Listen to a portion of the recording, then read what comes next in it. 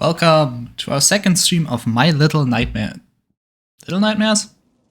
Little Nightmares. Right. I am Victorian Fox, and last stream we escaped from two lunch ladies. I think. I was kinda confused there were two of them. Because they never were in the same place until the final chase sequence. But that one was fun. And, oh, yeah, I forgot this. I keep forgetting this game isn't 2D. Don't know how that happens. Probably the atmospheric element.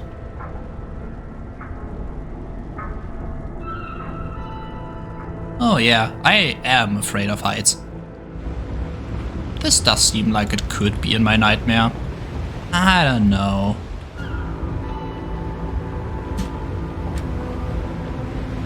My nightmares aren't really set in old ships. Like, not at all. But it's possible. This game is... But yeah, this game is totally about a nightmare a child is having. There's no way it's... It's supposed to have been... It actually makes sense we're on a boat, I think. With the whole thing being closed off. Now we met another one? It explains the fish that were in the cafeteria, actually.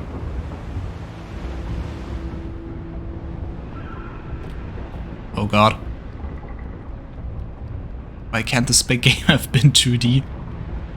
I actually have to make sure not to accidentally walk off of this steel beam thing. Yeah, crouch. This part is good. It reminds me of how the controls went. I would have probably forgotten. My memory is bad. I mean, at times I just forget to turn on my microphone before starting a stream, so... Guess this much is to be expected. And I keep forgetting to redo my audio settings whenever the thing updates.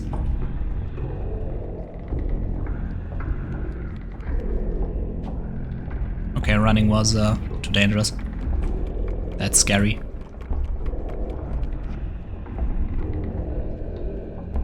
Seems the child is afraid of boats. I get that. That's scary. Oh look, there's the woman who's the vases, statues I've been destroying the whole time.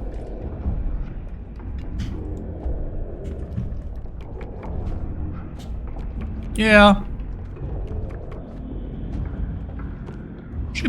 Hopefully she isn't angry.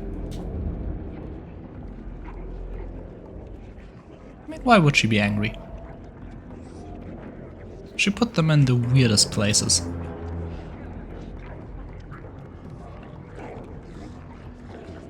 Yeah, there's no way.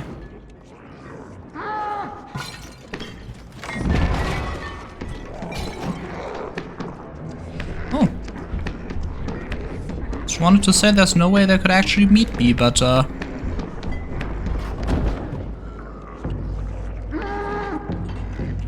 they're actually crawling after me. That's impressive. Wait, how do I get up there?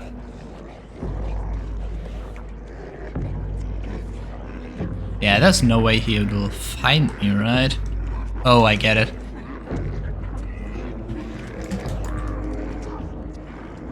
Have to go up here. Oh, damn. That's scary. I think I really shouldn't have made that jump. Oh, she actually almost got me. Not bad. Yeah, nothing to do here.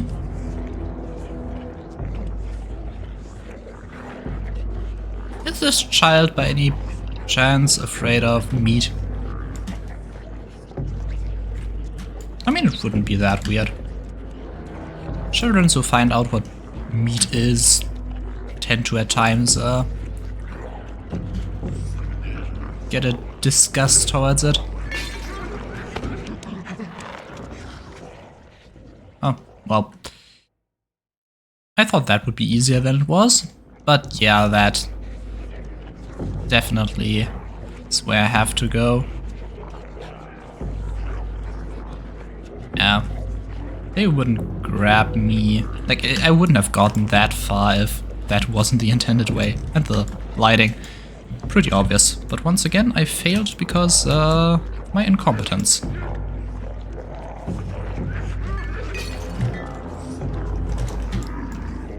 Alright, I can dodge up and down. Yeah, that makes sense. And then I can jump on this. Here we go. Seriously? Wait. Yeah, I know. I can go up. Just can't go diagonal. Yeah, there's a jump I can do. Alright. Yep, it is. Didn't exactly wait for the opportune moment, but got it anyway. I have to go up there, seriously? Wait, how though? No. I have to go here. And then to the left. I knew it. Damn fat passengers. Oh. I thought this chase would be longer. But evidently it wasn't.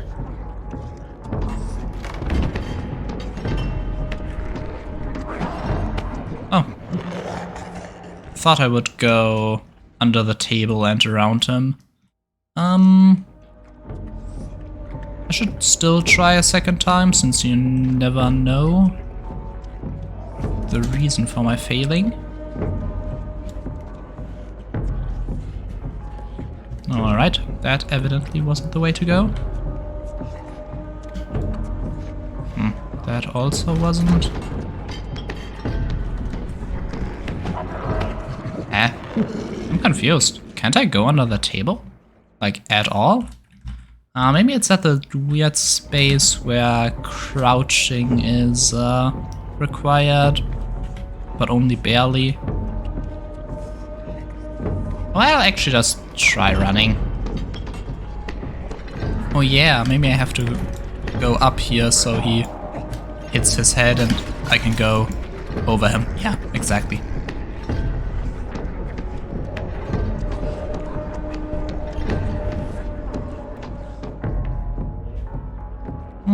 Alright, through the beams, as always.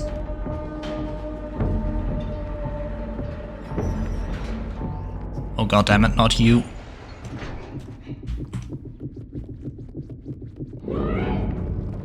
How do you see me?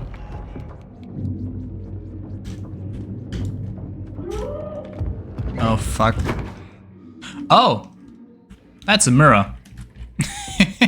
I thought that was a door out of here, which would have been a very weird placement for a door. I'll admit that. Oh, she didn't see me. Fantastic. Yeah, yes. Oh, maybe I just... Yeah. Oh no! She actually grabs underneath something. Impressive. She got an upgrade. Where am I supposed to go? Supposed to close the door, perhaps? Yeah, no. Oh yeah, maybe it's just hiding before she actually finds me. After all, why would she look for me if she doesn't know I'm here? Yeah, it was a pure speed thing. Unlikely to work on my first try, since I didn't know she was coming. Alright, but oh, there was also a hiding space here. Oh, she probably wouldn't have been able to get that. Ah, no. In the toilet? That have been a hiding space? Nope, it wouldn't have been. Okay, climbing. This is a platformer. Even if only a little bit. Right. No, no. Oh, yeah, I get it. My thought wasn't actually that wrong. It's highlighted for a reason. That's not how mirrors should work. Wait. What is this? Oh, that doesn't make sense. What the hell? Why is there a... Why is that there? Maybe the child doesn't know how mirrors work. Thinks of them as glass or something.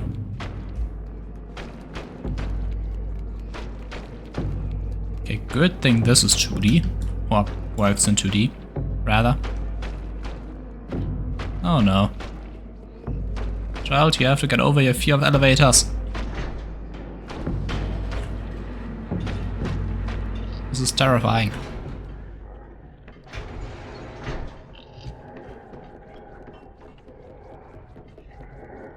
Something gonna come out of that?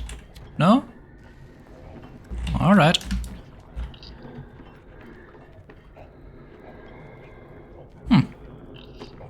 I don't like the sound coming out of that room, to be honest. Oh, no, it's actually... Are you kidding me? I walk close to the door and that's where it spawns? Ah. Who told the people I'm here?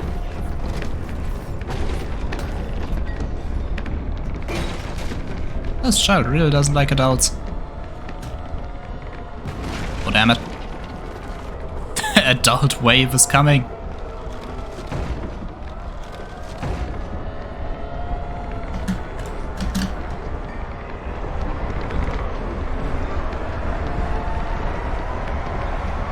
Tense.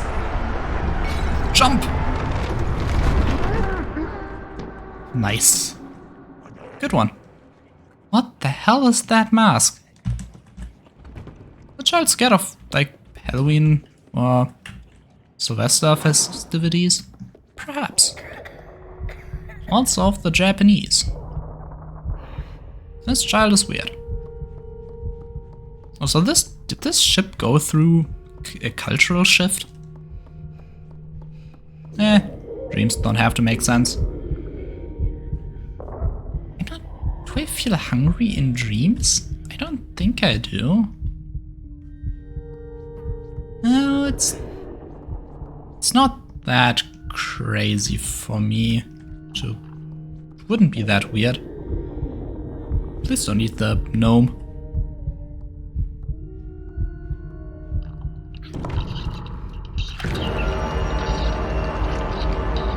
She ate the gnome.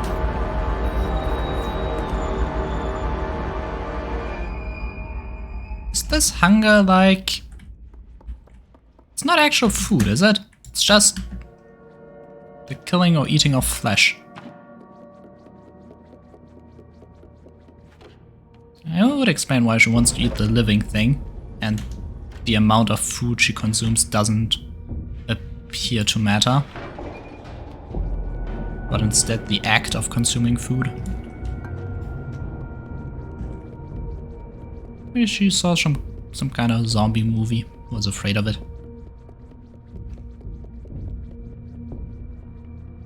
Then again, there's also the chance of this not being a dream, and instead being a very weird fictional world. Nope, not going on there. Ah, yes. Nice throwables. Get over here. From here? Nope, a little bit short. Here. Yep, exactly.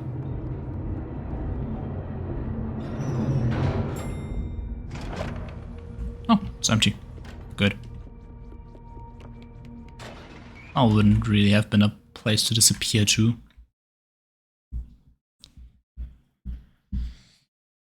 Well, loading screen. Where will you bring me? No. Another carpet. Fantastic. More broken glass. Wasn't me this time, I swear. Alright. The child broke a mirror. That actually happened to me as a child. What is that weird thing? Mannequin. Not moving. Yet. Which I appreciate. But it might yet decide to move, so... Oh.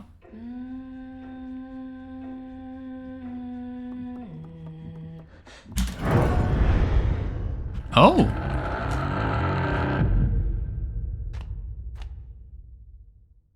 This isn't a death, is it? Oh, it is! Ah. I thought any kind of interaction with her was, you know, mandatory for the story. Probably can't sneak past her. I might as well try.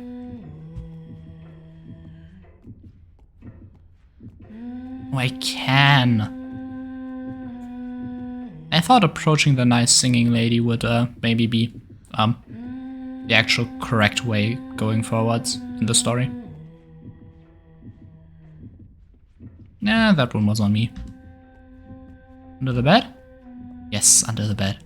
Fantastic. Hiding spaces.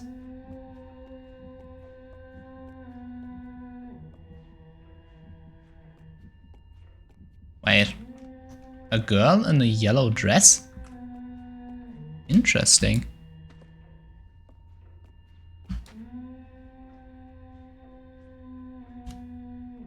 Hey. Wait, I'm heavy. Wow.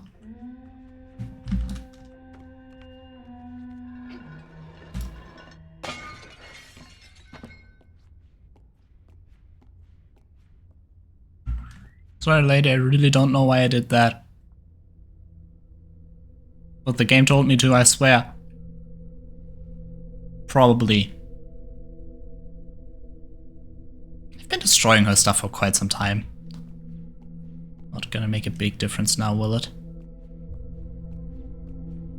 Oh, she stopped singing. Aha! My destroying of her stuff intimidated her. Now she's gone. Oh, and she has another vase of her for me to destroy. When will you learn? Don't leave your stuff unprotected. Oh, that one's fake. Right? Actually wearing clothes. Well, a better outlined clothes. One of these could be fake. I wouldn't know.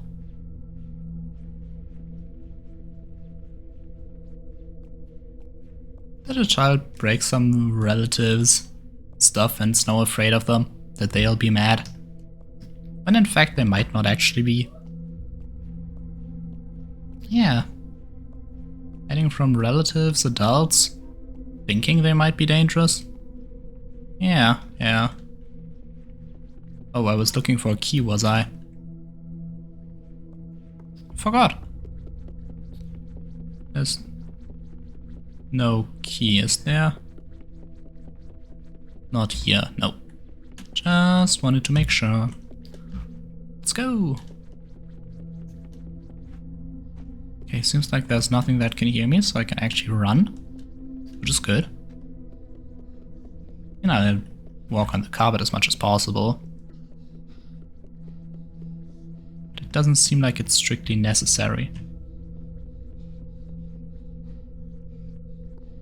Alright, there's the third wall here. Oh wait. Was the key inside the vase or something?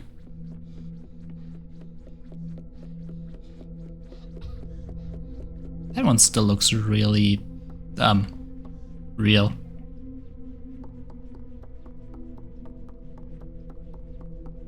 Yeah, it might have been. Oh yeah, there it is.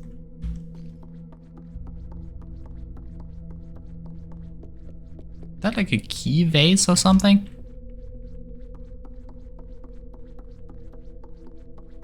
I wondered why I broke the vase. I just went with the flow. What the game told me to do.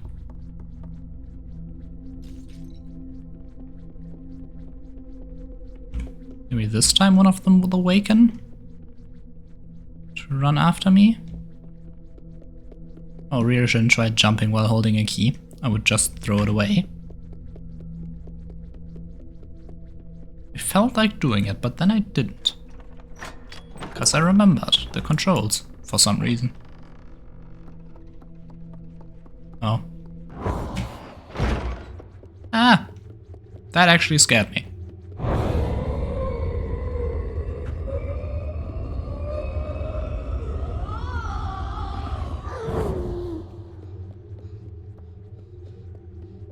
Running from ghosts isn't fair. How am I gonna hide from them? Yeah, catch your breath, child. It's okay. It's not okay.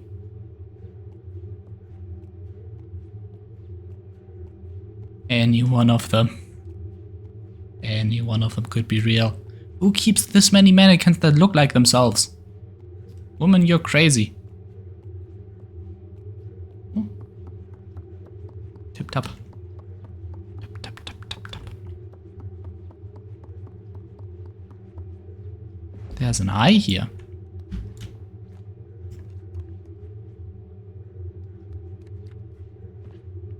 It's looking at me.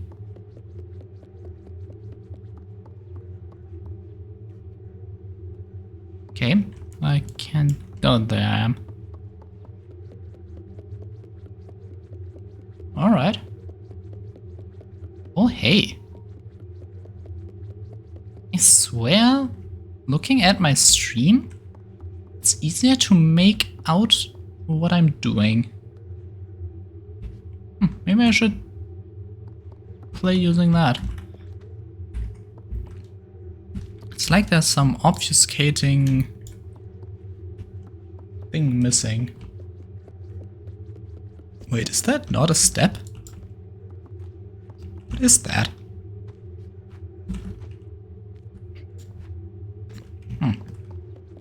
Okay, even using the stream, I don't know what that is. There's a chair. A nice chair. There's some mannequins. Creepy mannequins. Oh, I can actually climb up here myself.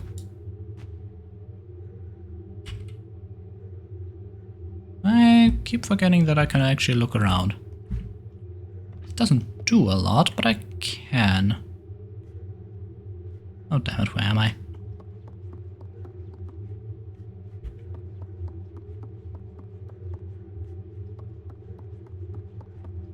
Okay, I'm not good at looking in darkness.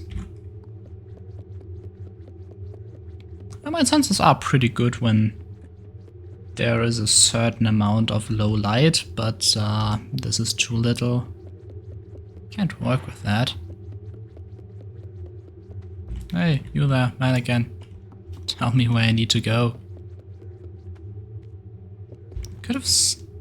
What the hell is that? That looks so much like something I should be able to go through.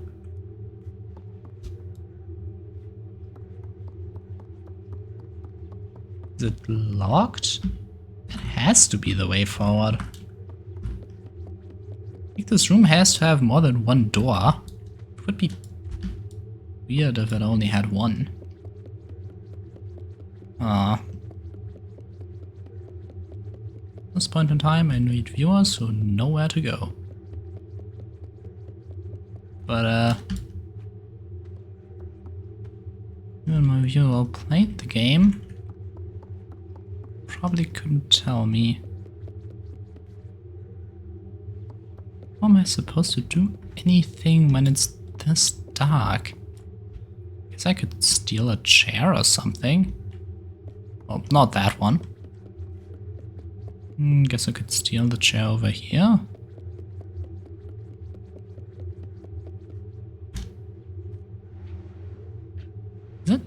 cold in here? No, no, not meant to do that. Yeah, I'm not allowed to really move the chair. Which might mean that this is necessary for solving the puzzle, that it's right here. No, that doesn't make any sense. I can get on here anyway. Maybe... Yeah, maybe... Maybe what? Nothing to climb on?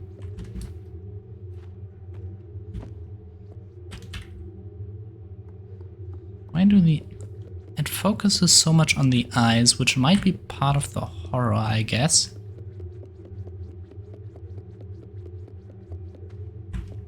But usually when the game focuses on something, it's because it's important.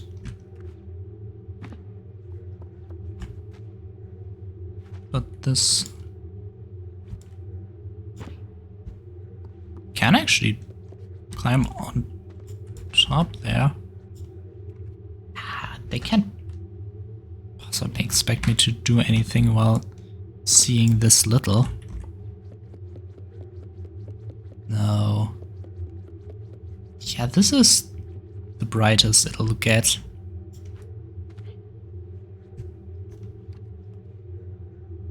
But what could possibly be here?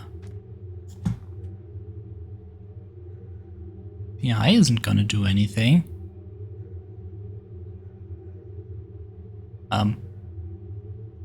Felt like the eye just got closer.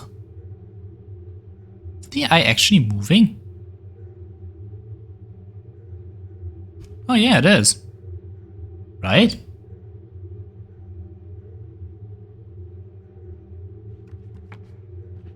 That's weird.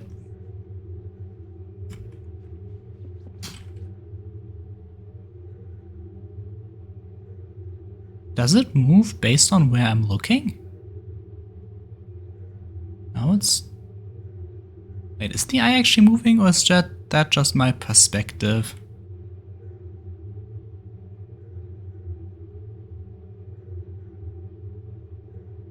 Right, let me just do this. No, it's not moving, it's just that the perspective keeps shifting around. That would have been unique. But it would require people to remember they can look around, which isn't given.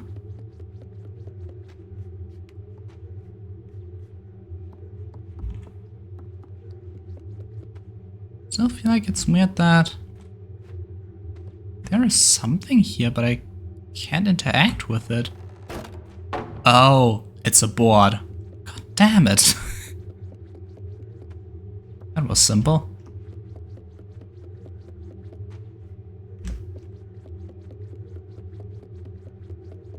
All right.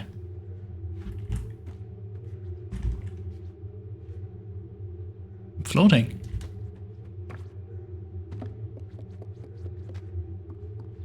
Okay, but that probably actually means that I should increase brightness. Yes, it is barely visible,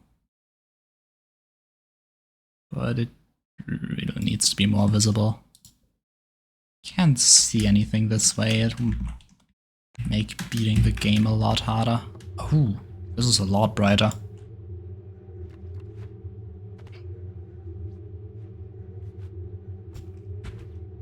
Probably wouldn't have seen that otherwise. I mean, not that it does anything. I'm trying to pull these out, but I can't grab them. Oh! I'm not floating on anything. That doesn't fit in there.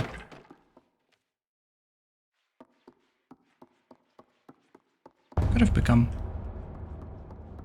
Hey, look! Oh! What happens if she looks at herself in the mirror?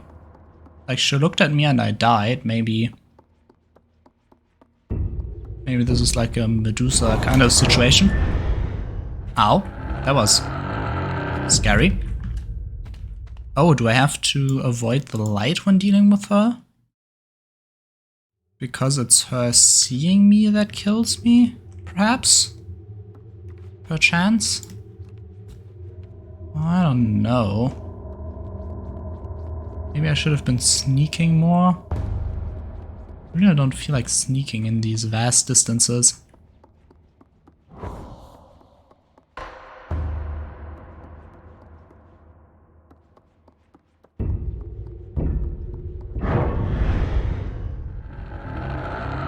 Alright, so it's not the shadows either that I have to keep. No, but when she looked at me, it created light.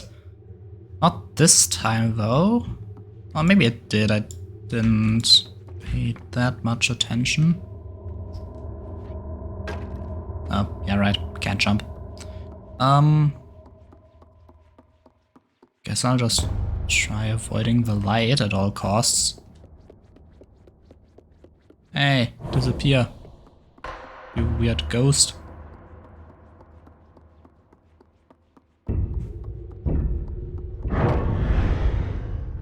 Okay, that's clearly not it. I have to run to the light? Maybe?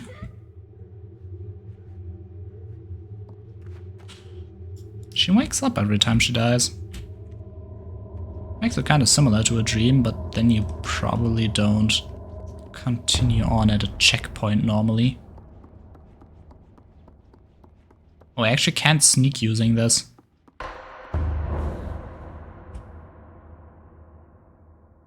Maybe it's a certain amount of time that I have to wait? Oh! No, it's actually that I have to run as quickly as possible because she finds me no matter where I am. Oh. Ah. There's a difference between having to... Yeah, I'm probably just traumatized by long arms, where you had to be sneaking the whole time. Not that enemies actually seem to care about me sneaking. Like the lunch ladies would. Didn't seem to have that great a sense of hearing. And then there's lots of situations in which I have to run. Do I maybe have to be in the light when she attacks? No, she uses light to kill me. She sheds light herself. Why would that be the way to beat her? But then again, I wouldn't know where I'd use this thing. I mean, I can slot it in somewhere.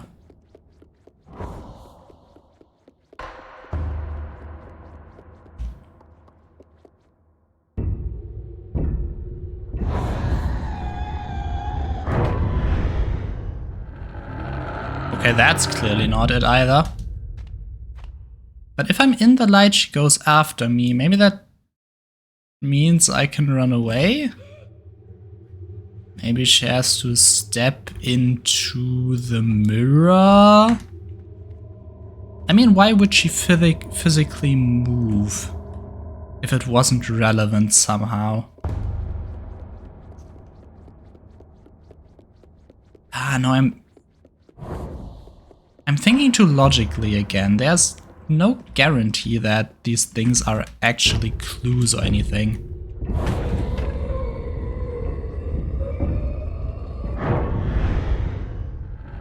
Yeah, no, it has to do something with light, but what? I could try throwing the mirror at her, but... if she has to go into the mirror or something like that, then it probably has to be, you know, with the right side being up. The fact she holds the mirror like a shield just seems very particular to me, but she, like, the weird woman clearly doesn't care about.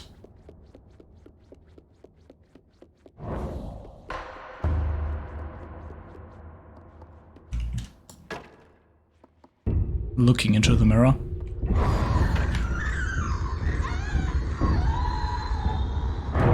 Yeah, she also doesn't care about the mirror at all. I can try throwing it at her, I guess. That's a thing I could do.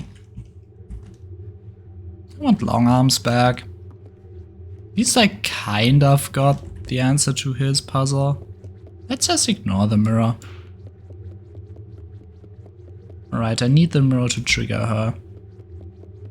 I mean, which I hope means that I need the mirror to beat her. There's no way I don't. But how?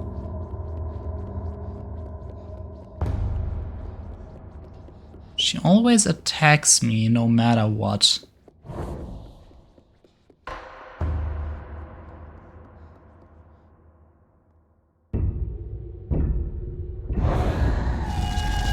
What?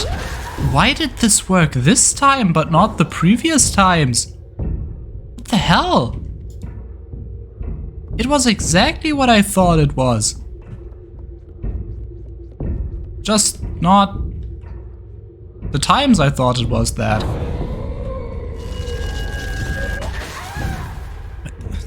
This game keeps confusing me. It's clearly not a puzzle game, because in a puzzle game, like standing in the exact same, like the exactly correct angle to stop her probably wouldn't be the answer. Like in a puzzle game, I would have gotten this the first try I tried to use the mirror. It's not a platformer either. For that, the controls are way too finicky. Guess it's a horror game.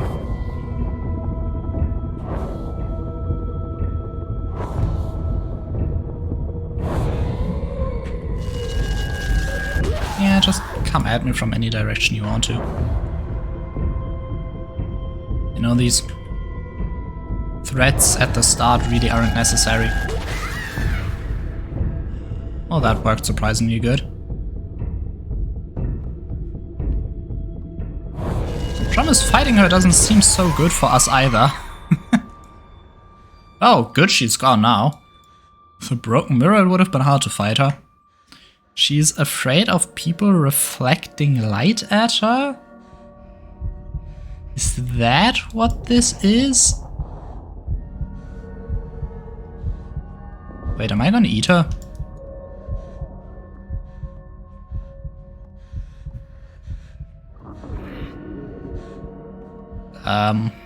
What? Can't eat someone that big.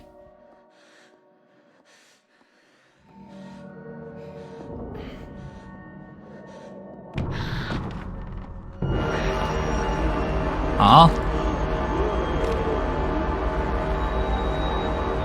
Wait. I read something about a gaping maw somewhere. I thought that would be our enemy, not us. But I mean, I guess, sure, why not?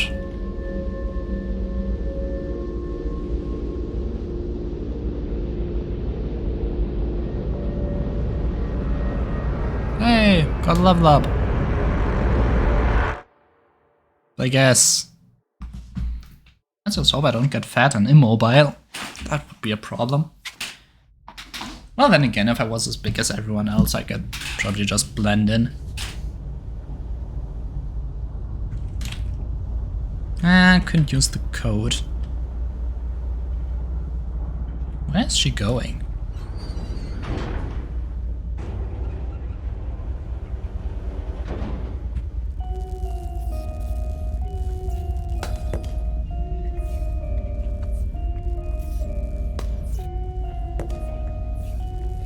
Yeah, come at me, fat people. There's a new monster in town.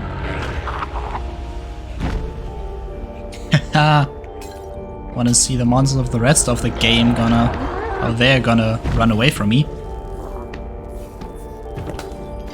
Oh, I'm happy that I won't have to run away from anything anymore since I'm now overpowered and can kill everything. I actually kinda like the chase sequences.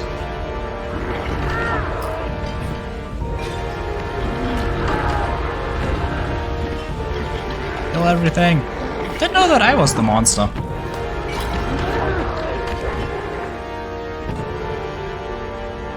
You know, when you said that the goal isn't to kill the enemies but to run away from them, I think you might have lied to me.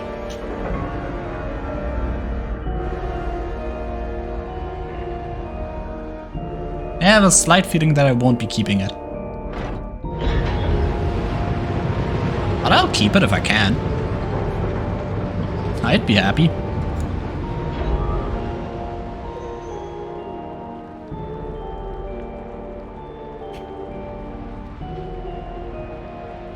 Could I have also eaten long arms and gotten like super long arms? That would have been cool.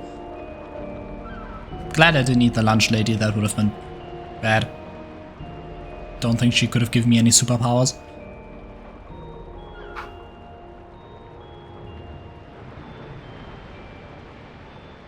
I'm glad I correctly titled this in the stream.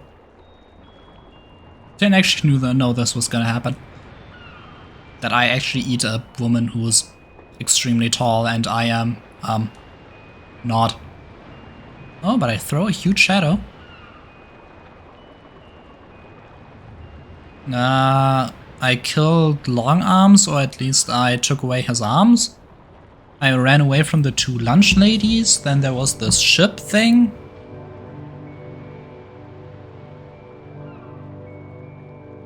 Wait, is this it?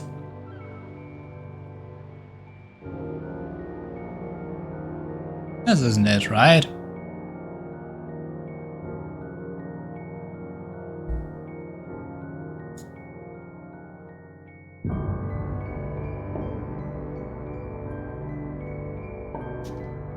Does this lead somewhere? Was this the first chapter? No, wait. Could have actually been the third. That's a possibility. I know there was a chapter select, and I did beat 3 bosses, I guess. Is the game actually this short? That's kind of weird to me.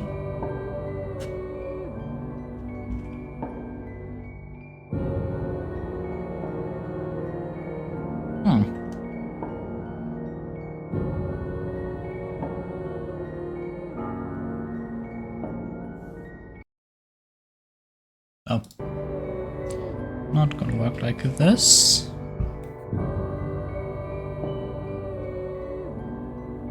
Oh, Crows, you show up right when the game finishes. That's impressive.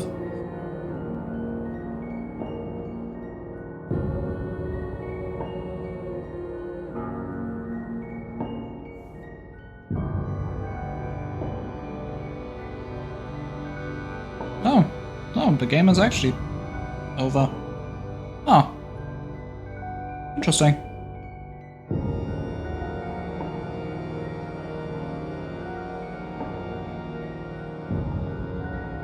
Okay, what am I gonna do now? That guy can't end the stream after 40 minutes. That'd be weird.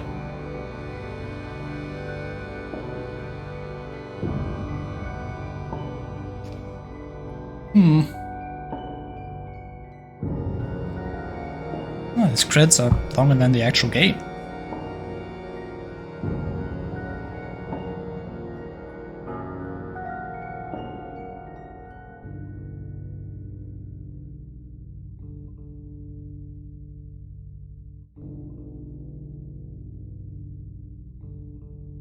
Oh, alright. Guess that answers in which part I am, Crows. The end.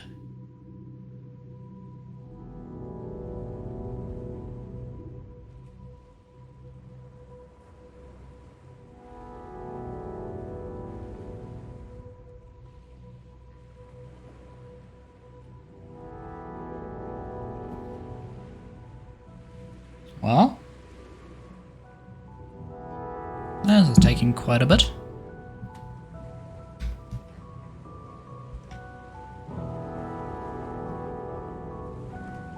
What will I do? I always have the... Hey, Deutschland! Why is the name of my country here? Peter Bartos, Michael Grete. Oh, that's...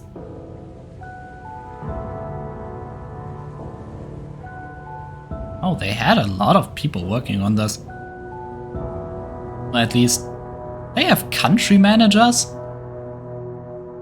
Why do they have country managers? Are they planning to take over the world? Bees? Australia, New Zealand? I mean, they can't have one for every country. Why do they have one for Australia and New Zealand? Wouldn't that version just be the English version? Did they do some kinda unique advertisement over there? Maybe?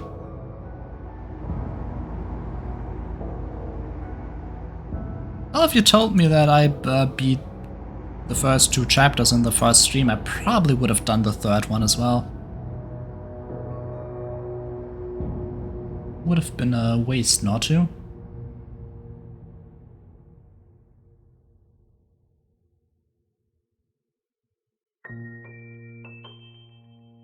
Publishing an IP strategy. I had a lot of people. Didn't know this was such a big game. Well, short game with a lot of people behind it. And I'm not opposed to short games necessarily. I did think that I would not need a new game this quickly. I should probably start looking up game length before playing something. Would be a lot safer.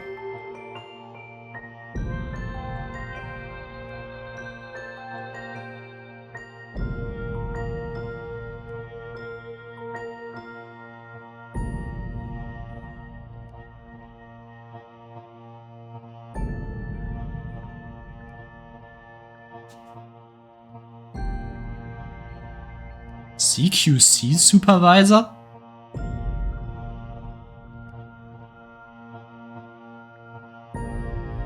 Let me guess, that doesn't stand for close quarters combat.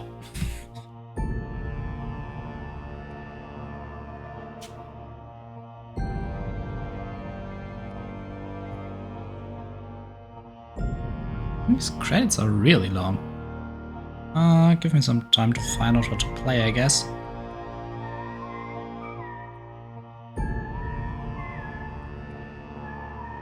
And find out what a CQC supervisor is.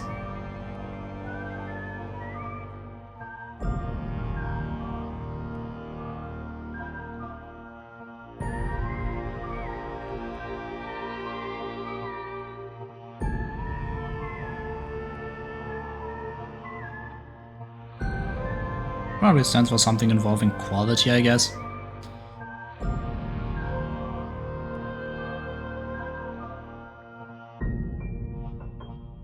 I do have a game that released DLC today that I wanted to play. Don't think I've ever seen anyone stream the game, and I think it has below 20 followers on Twitch. But I could play it.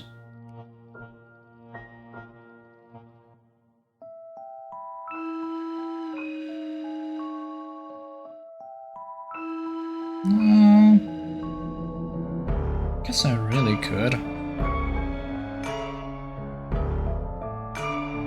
This reminds me of the credits of Assassin's Creed 3. I don't remember those being really long.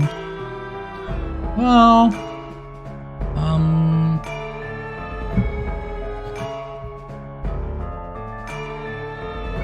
Oh, Bandai Namco. Alright, that explains... Actually, that doesn't explain anything. What kind of games do I have? Could also go back to Fall Guys. That's kind of my solution when I don't know what to do.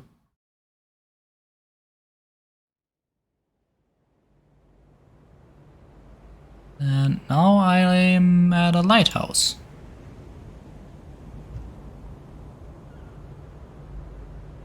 Cool. That's not weird. Not weird at all.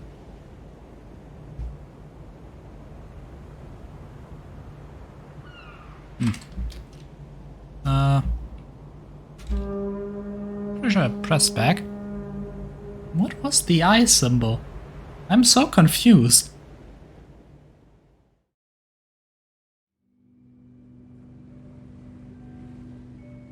I'm very confused. What did the vases do? Okay, I'm gonna Google. I will find out the answers.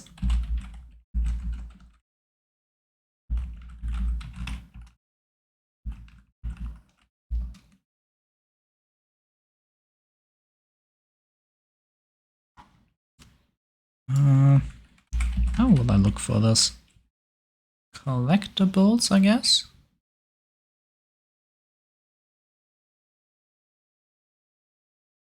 But what does it do?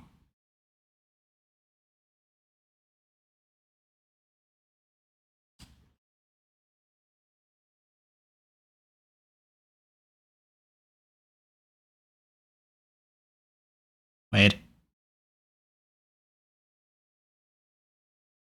You can grab the gnomes?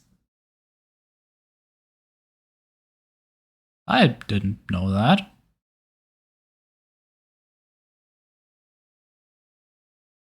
Huh.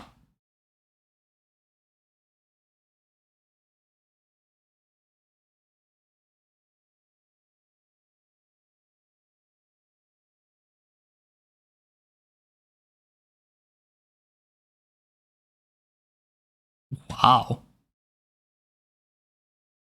That's some difficult achievements. Damn. Alright. Guess...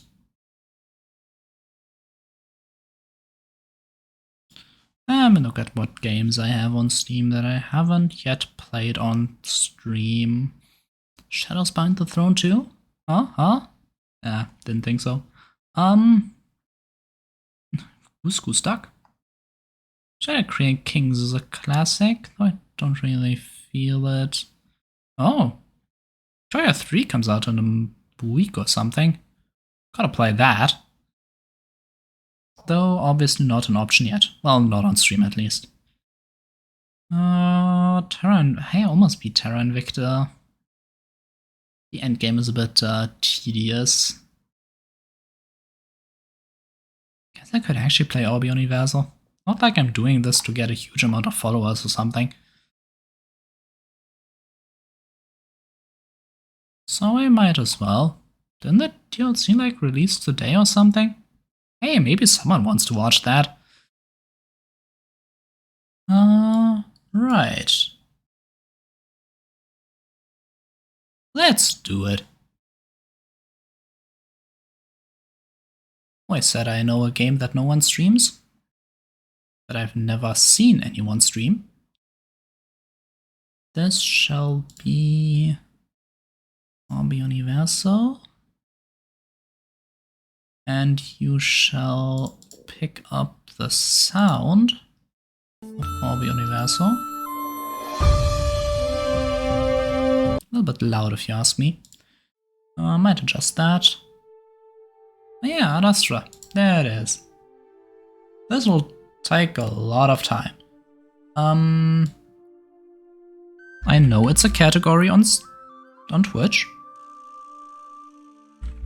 It's not easy to find by any means. Let's just pretend I knew this would happen.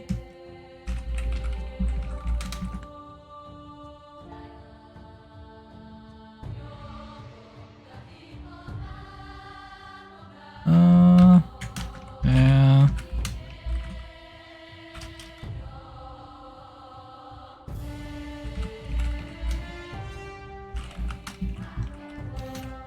Yeah, this'll do it. Probably. I don't do titles using logic. Never played mods. I think they've changed a bit of stuff since I last played. Ooh. I have to do this just because I can. Let's open the Orbo, Universo.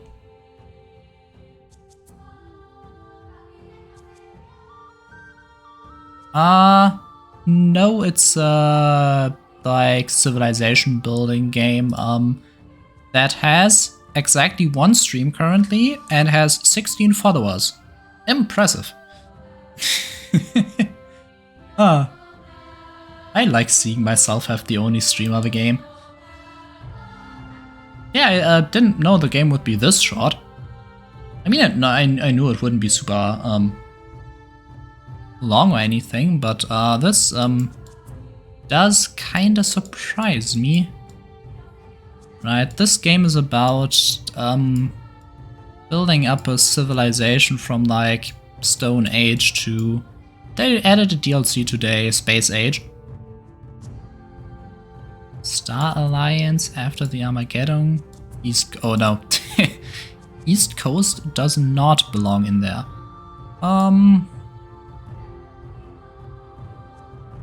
I've played this games a couple of times. Beaten a lot of the scenarios.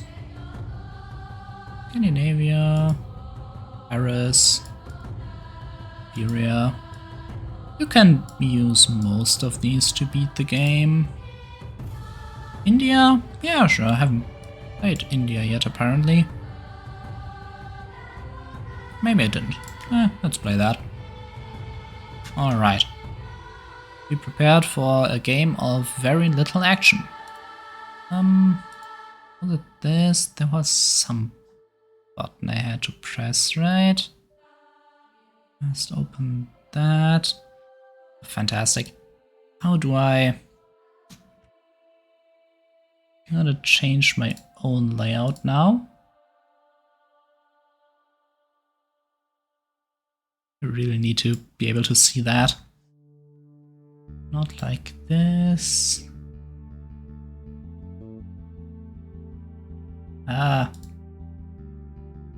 This is not easy. Once again, the power of Google.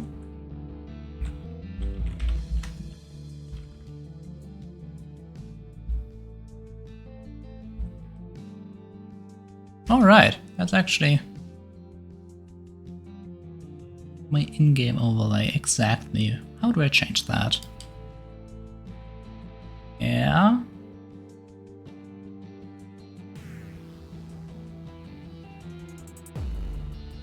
Alright. Which studio? The settings button?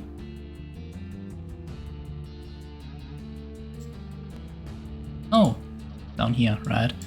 In-game overlay.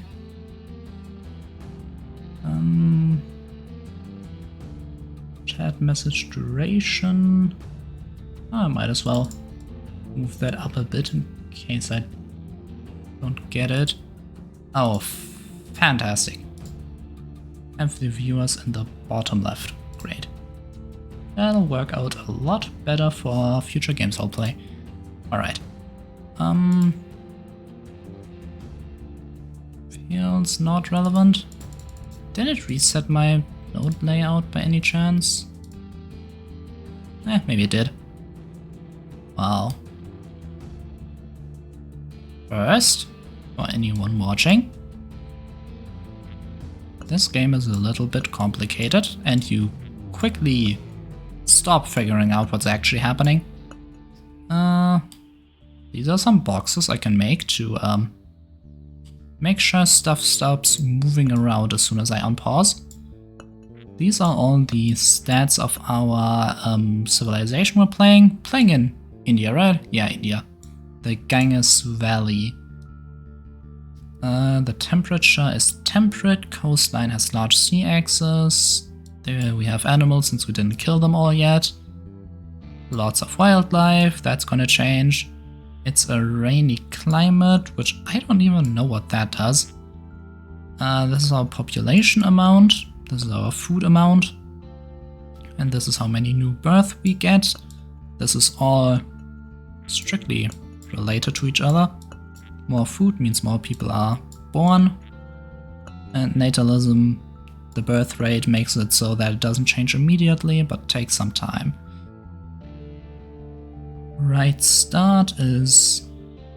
Alright, we can place these things here onto the board. I just placed something accidentally. Did I place? Fishing! Yeah, fishing is good. This will now... No, that's in green set. Explain that later. Fishing is affected by the coastline axis and itself increases my food amount. We'll see food ticking up, and it has a green connection here. I have money, which is irrelevant in the Stone Age, since that isn't really a thing yet. And political power, which is what I use to pay for placing these things.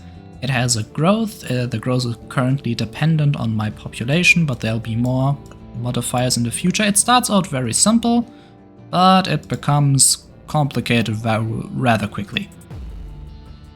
So at the start I have to increase food amount. Food amount will increase my population growth. It has a strong growth since I just increased food by a very fast amount, as I went from not having food to having food. Right, in this, for example, I can build half mills when I've built settlements, so I've stopped using nomadic tribes. Started with people building the houses, settling down, and fishing at a 30, which I just increased it to, would allow me to build harbors, to build ships, for example. Settlement itself requires agriculture.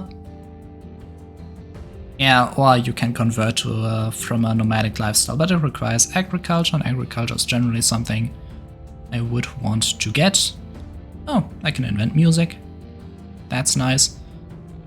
Culture will help increase political power gain, which will in turn allow me to do more things. So I'm pretty sure agriculture required foraging. Foraging gives me food but decreases the amount of vegetable wildlife, obviously, since I'm taking it away.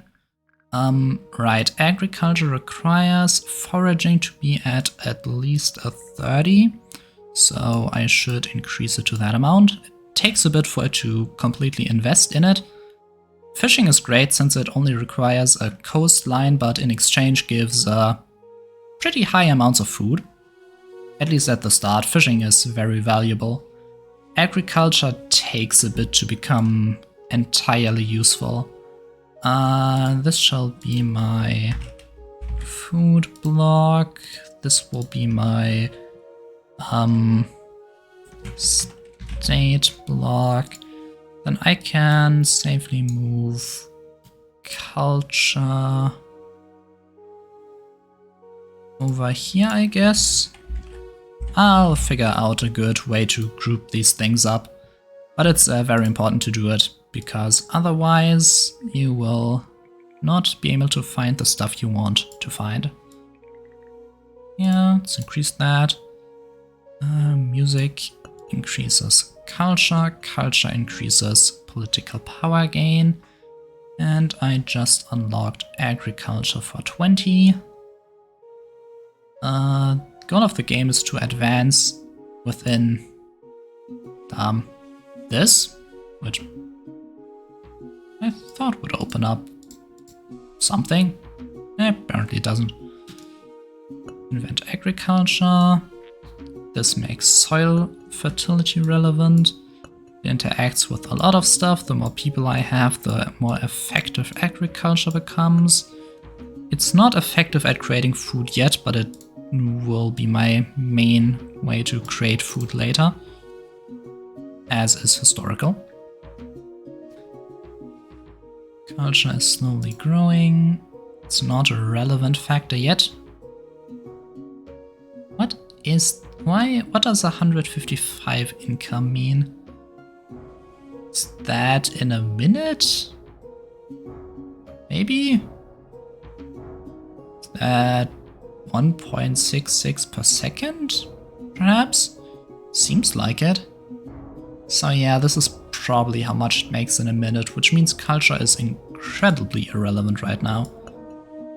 Settlement. Settlement adds quite a few other variables. The stability of the government, for example, which increases power gain.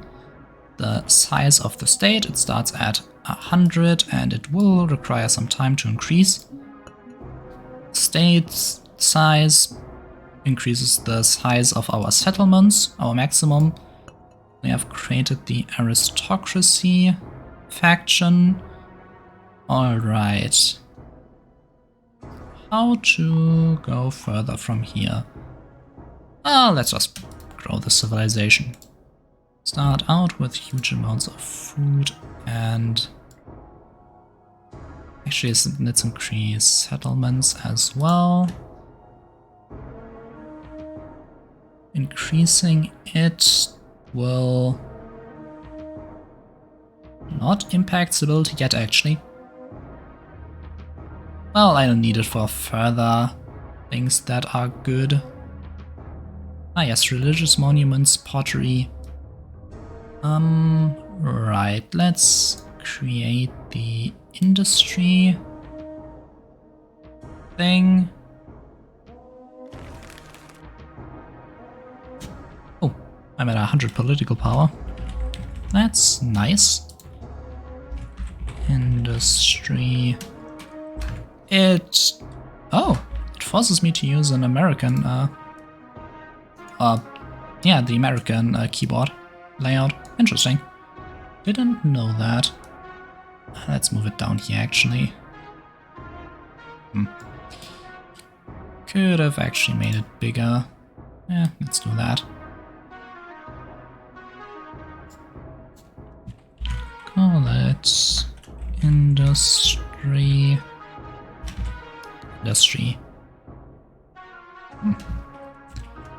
Oh, yeah, right. I'm at 100. Being at 100 is not good. Use it to increase culture, since when it hits a max, I cannot do anything with it. Wait, this isn't per gain per minute, is it? I think I said something very wrong. Don't need harbors yet. Pottery for money. Hunting, since I can. Organized nomadism. Right, on the right side, it tells me what I can do to unlock stuff. But for example, I only need to go monarchy or republic. I can only do one of those. So if I'm not interested in one of these, I can just right click to block it. And down here it says this is the amount of things I've ignored. Hunting 15 will allow animal husbandry. Sounds good, actually. One of the other passive ways of generating food that don't cost anything.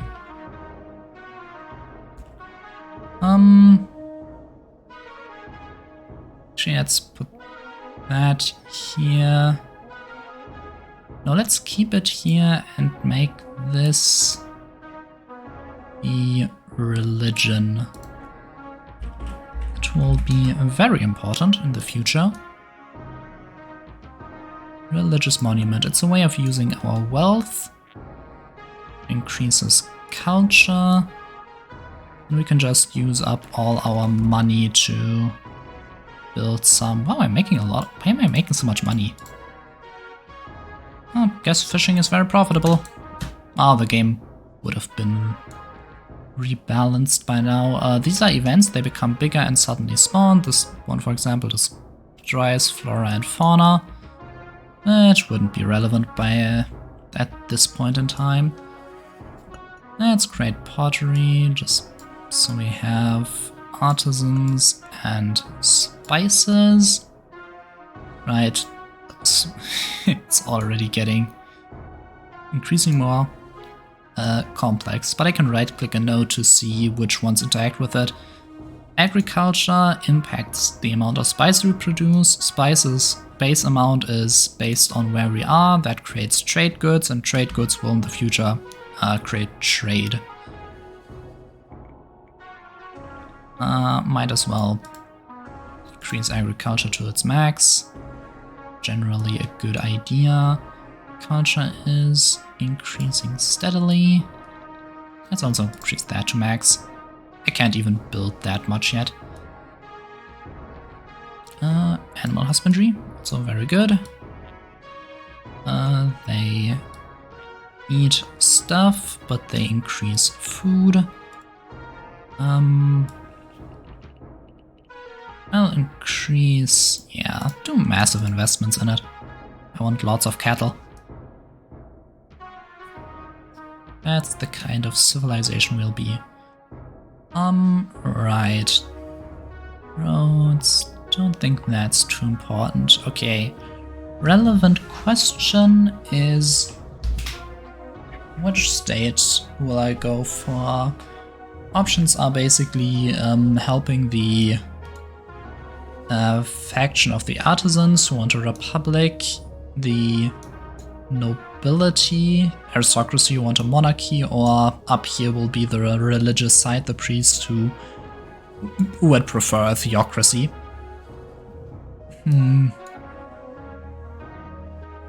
Though they can be satisfied by having a monarchy with a god-chosen king. That's enough for them. So yeah. Enlightened monarchy, where the monarchy works in the interests of the people, maybe? It doesn't sound too bad. What does monarchy need? Aristocracy of 15 and urbanization of 20. Makes sense. Nobility rule out of cities. Urbanization requires settlements up to 50. Let's actually increase that to its maximum. And there's also a nice button, since this one's maximum increases as settlements increase. I can say to always put it at its maximum, so it grows whenever the limiting factor gets weaker. And mathematics will allow me to do science stuff, which I'll put into culture. It's related, I guess. Urbanization. Fantastic. This makes nobility stronger, and it allows us to build more religious monuments, which I also want at its max. We'll make sure we can continue using... oh yeah, we can get soldiers, so this shall be the army group. Damn it. Alright. Yeah, let's create the clergy. Here are the priests. They make our people pious, and pious people don't rebel against the state. Our stability is declining, but that's because there's really no way to increase it yet. Culture has actually become an influence, I guess. It's population, so is that a formatting error? Should that be like a 4 instead of a 400? Probably that would be in line with the values of the past. Oh, draft animals. Yeah, right. Means I have less livestock, but they increase agriculture. Agriculture output is at 0.6, but steadily rising with the population, while fishing is at 2. Fishing is a lot more important right now, but it will change. Having a pantheon of actual gods allows the priest class to become more important, who in turn make increase piety, who in turn increase stability, which is generally a good thing to have. This should always be at maximum. Religious buildings. I don't really need more money. Pottery does make money, but not a lot. Alright. Religious offerings is kind of unnecessary. Oral tradition is good because it gives culture, but once you are able to write, you lose it either way. And I'm not too far away from that, right? Urbanization always has to be lower than population, at least unless you want empty cities, which is a bad thing to have. Increase it to a solid 50, so that our nobility has things to rule over. We want them to be important after all. Okay. Everything is comfortably growing. What does writing need? Aristocracy 15, right. Urban militia. Cost political power but increase stability. Don't really need that. Let's create mathematics just because we can. It doesn't do anything yet. Philosophy requires mathematics 30. I might as well.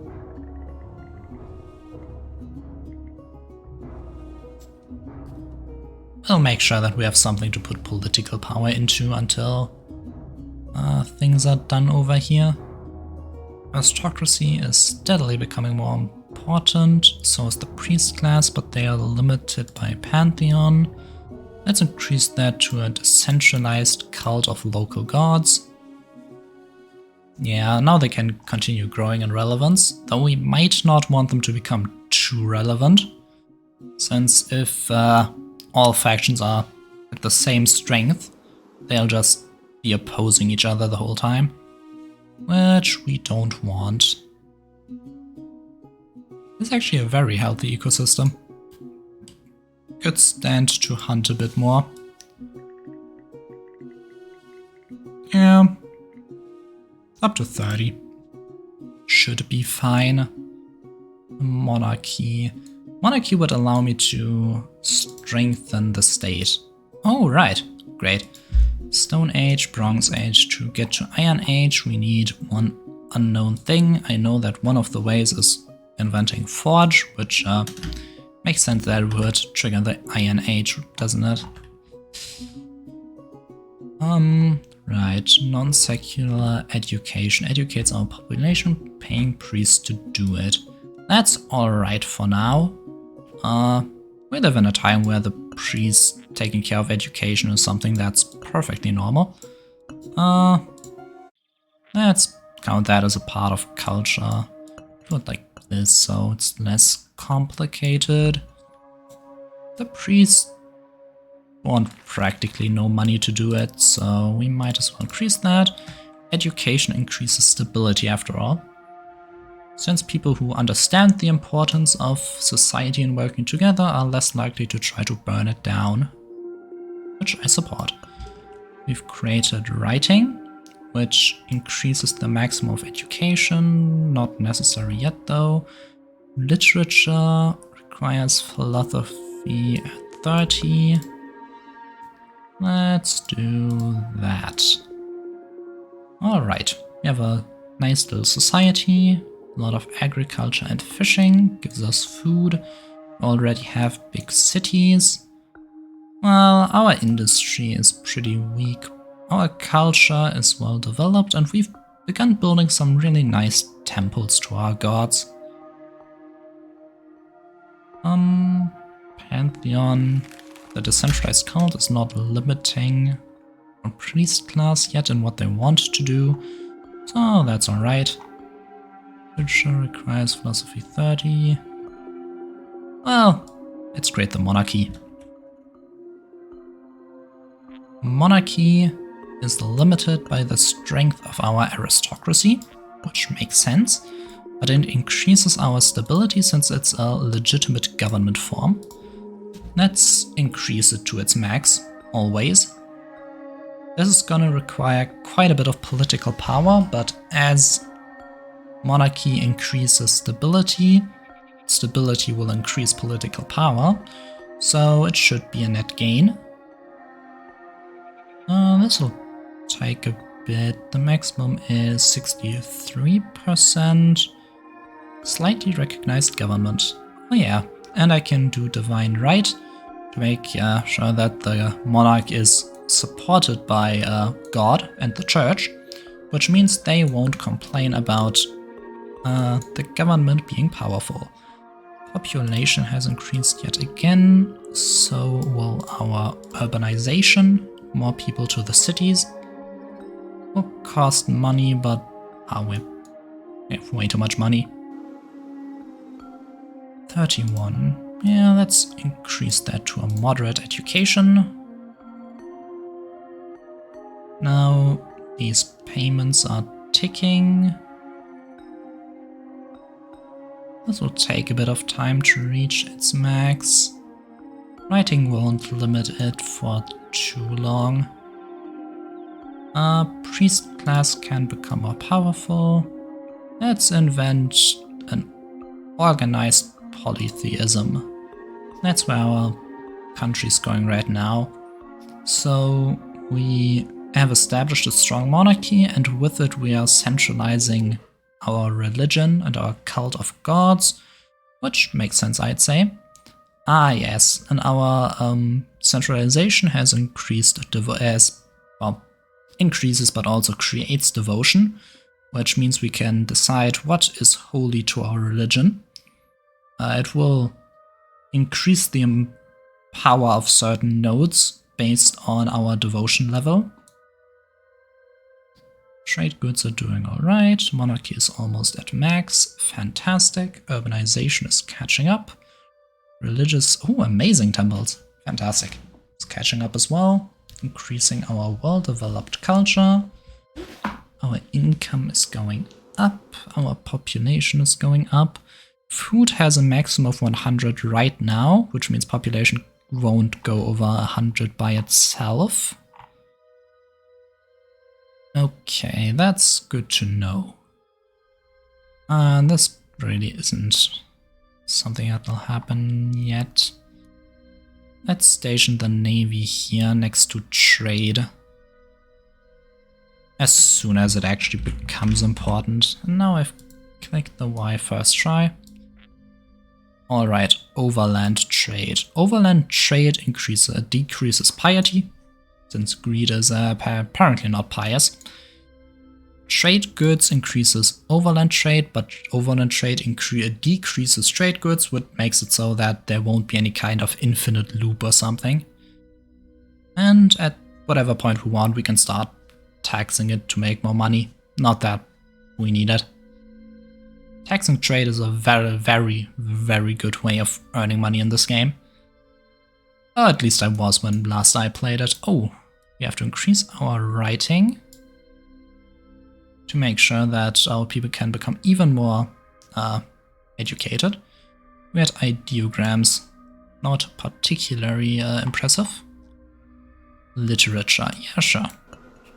As our education and our language are becoming more complicated, well, our writing, we are also increasing our amount of nice text and myth we're writing down, probably at the side of the priest class.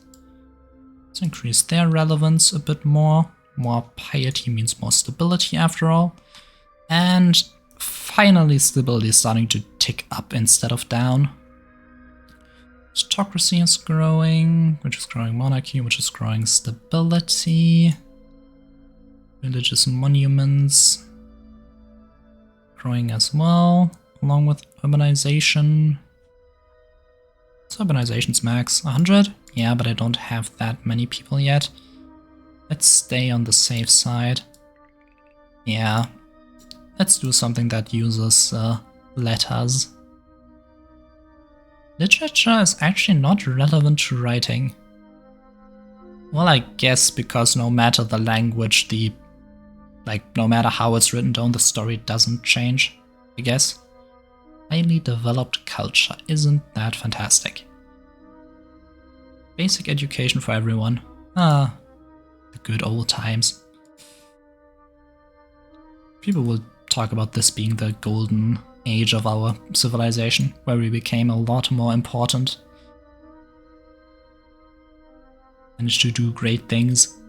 It'll all collapse later anyway. Ah, trade goods are... We have weak trade and that is already using up our trade goods. Let's start building up some industry, some trade goods, and increase the importance of our artisans.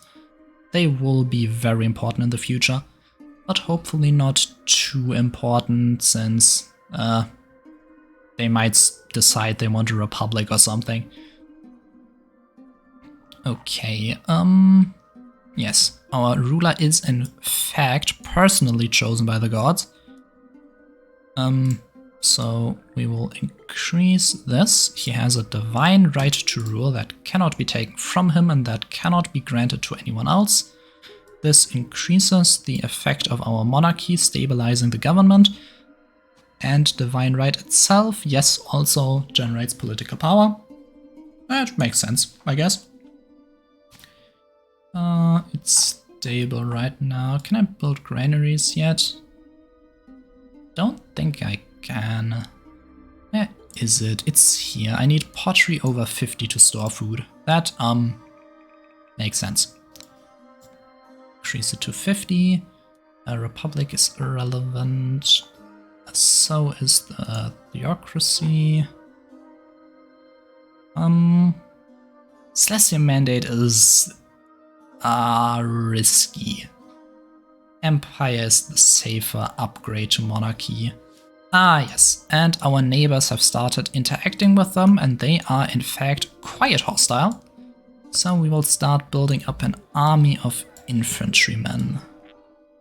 Our military is very inefficient. Our political or technological decay reduces the effect of population. Huh, that's interesting. That's new. Ah yes, and related to that, this will be our technology square. Technology. Why do so many things end in a Y? Alright. Army quality versus quantity will remain in a safe 50-50.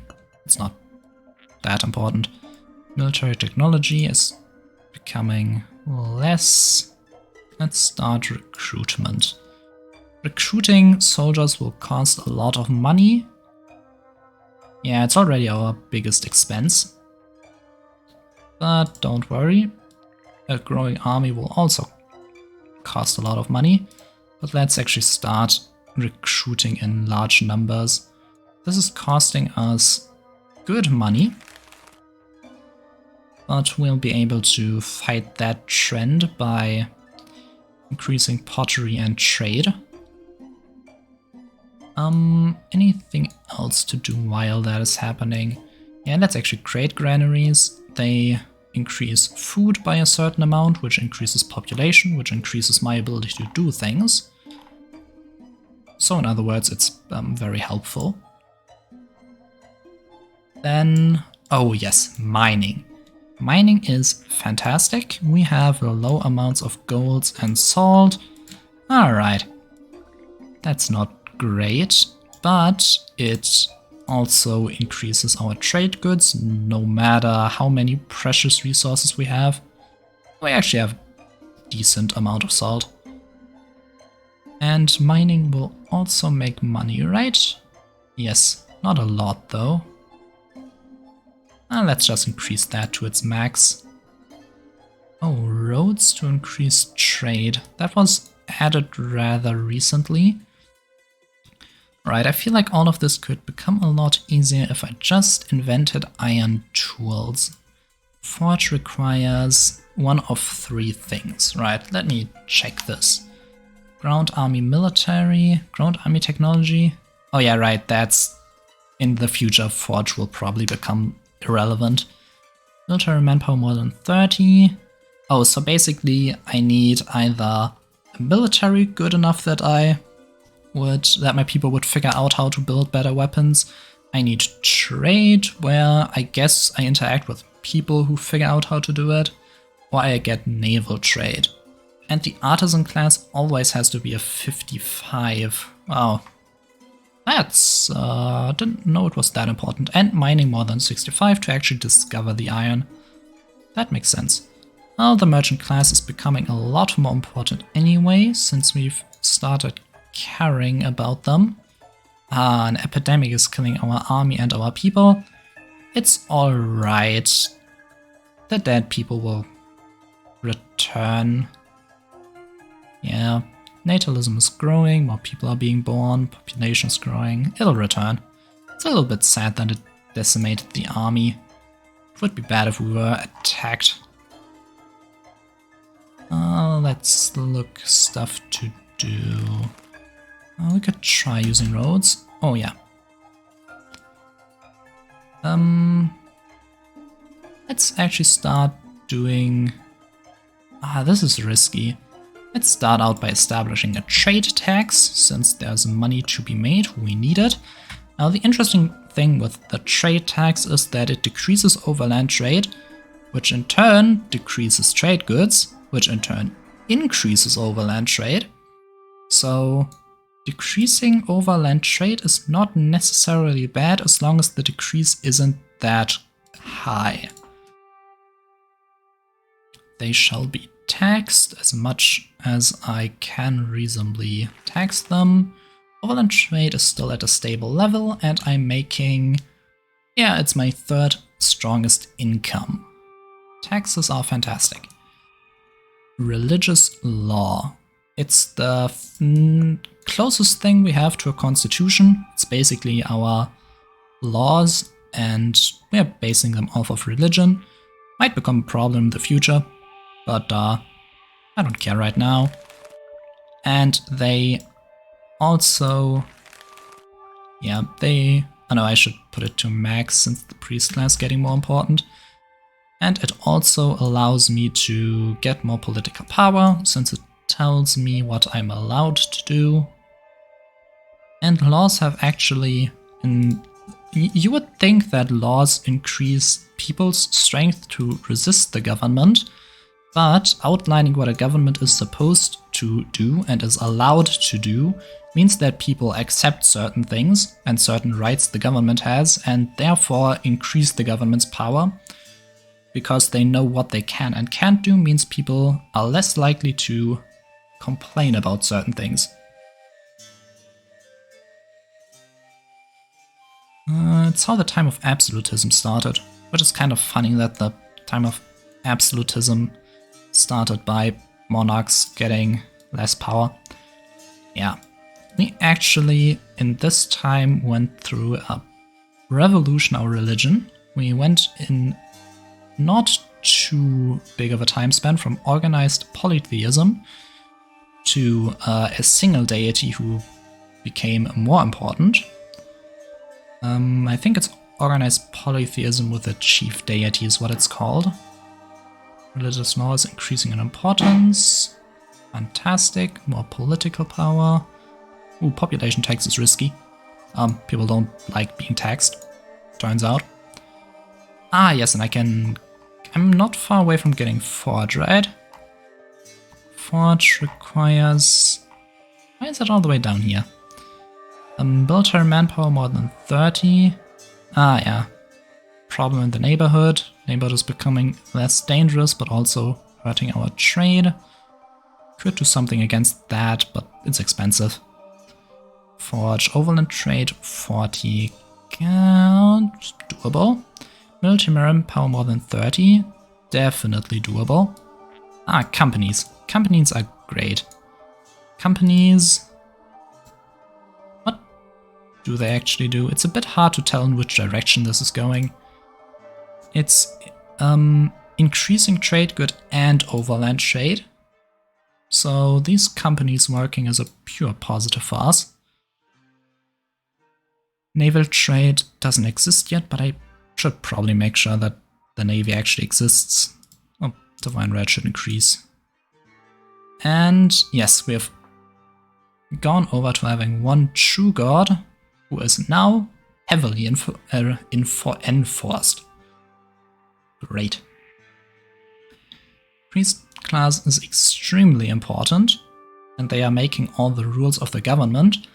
And since the monarch is chosen by the gods, the church is very important in the state, but also cannot say that the state doesn't have the right to do what it's doing, because after all, they enforce the state.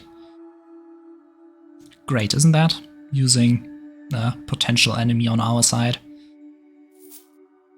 Yeah, I should increase that further. Let's get in some archers to support the army. Actually, I have no idea what the makeup of the army actually changes. Like how much of which type there is. Right, I can stand to increase missiles further. And I have a lot of money. That means I can do something expensive, which is good. What to build next? Oh, yeah, harbors. They belong to the Navy. They create overland trade, which is taxable and also uses trade goods and does the same thing as overland trade. And by increasing our amount of harbors, we are increasing the maximum of naval trade. Trade is good. Trade gives me money. I like money. Ah, our first technology, Forge, and that should put us in the Iron Age. Exactly. This might be dangerous, since a higher age means that more potentially bad stuff can happen. So one shouldn't try to rush it. Farming tools. Farming tools are very important. So I'll be increasing Forge up to 50. It'll make our military technology better, which in turn makes our military efficiency better, which in turn makes our army better than its size would normally suggest. So that's good. Also, building up food stores means that we can, well, store more food, but also means that as our food maximum increases, our population maximum increases. Let me just make sure everything is at its right place. All of these are at the correct level. Philosophy and mathematics could be increased in the future. Let me actually check what roads do. Haven't used them since I don't think I was actually actively playing when it came out. Oh, wait, does roads actually aren't ongoing expensive despite it stating that they are maintained paths? Well, if it only costs money and gives me more trade goods, then I don't see a reason not to take it to its maximum. It's a money sink, at least. Having too much money actually isn't good because too little and an economic crisis happens. Too much and corruption happens, which is also bad. But here, farming tools. Farming tools increase the effectiveness of agriculture. And fishing, just like the start of the game, is still at an output of 2. But agriculture is quickly going to become a lot more powerful than it, becoming our main food source and increasing, food production. Granaries should just go at the maximum. Oh, I'm actually losing a lot of food. Good thing I've started getting this. Oh yeah, it seems oh yeah, right. I just got a positive event that increases population and stability. The problem is, as population increases sharply, it increases how much food they need, which in turn means that the added population will quickly disappear again, since they weren't actually capable of using that much. They weren't capable of upkeeping that much based on the food amount we have. Devotion to the law. Yeah, increase the effectiveness of religious law. I think that's a good idea. That's something good we can use devotion for. And we should get devotion to the harvest, which increases agriculture's effectiveness. So that will make sure to, it's already surpassed the 6. It's growing our food, which is fantastic, exactly what we want. Army is getting fairly big. I can limit army size. Yes, army quota. This will limit it to a maximum of 100, Because army is useful, but if it becomes too big, it will just take more and more money without actually giving me anything. And I think it's time to expand our borders. That will give us slaves, which I don't really want since they rebel all the time, but I'll take it. And it will increase our amount of territory while decreasing army and how much our neighborhood can do against us. Oh, as such, as we have started expanding, we have gotten minorities and heathens. Obviously, since we are now getting other people in our territory who probably didn't want to be here, which is bad for them. Yeah, I guess we could build a civilization that cares about conquest, military. Yeah, I mean, why not? Let's remove these devotion things. Conversion. That will be important. Philosophy of 45. You know, let's just maximize philosophy. It's a generally good thing to have. Well, technology in general is purely helpful. And get this to 100. Giant cities will make the aristocracy more important, allow us to build more structures. And yes, we can start converting those who believe different things. I don't think we need to put too much effort into it, since heathens aren't growing that much in size, and conversion costs money, so actually it costs very little money. Might as well put it up to a 20.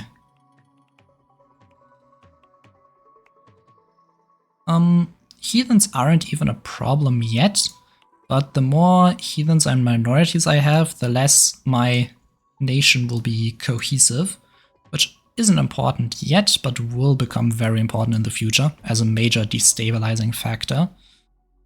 As our territory is growing past the limits of a city-state, so we will be able to build more settlements, which I should put to its maximum, which in turn allows for more food stores and more agriculture, and agriculture has become incredibly important. Forge should be put to its maximum.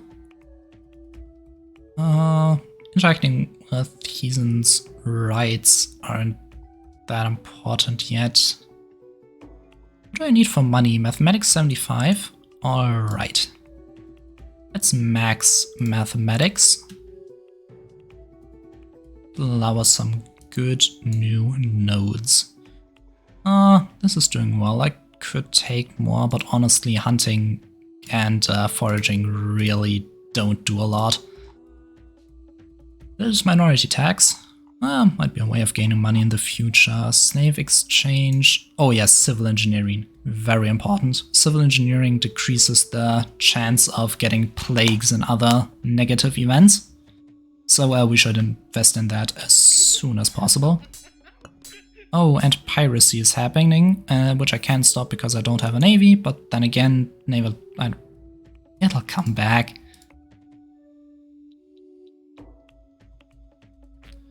Alright, this is increasing civil engineering, which doesn't cost money. Army is at its maximum amount, fantastic. Lingua franca, not important yet. National cohesion isn't even a thing yet. Oh, I'm making huge amounts of money. Pillaging. They're destroying my religious monuments and stealing its money. But then again, I can rebuild. This would be a problem. Our new monarch is a weak monarch.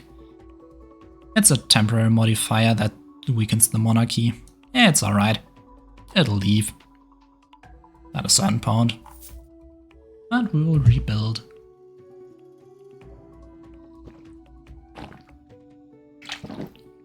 Civil engineering has gotten to its maximum.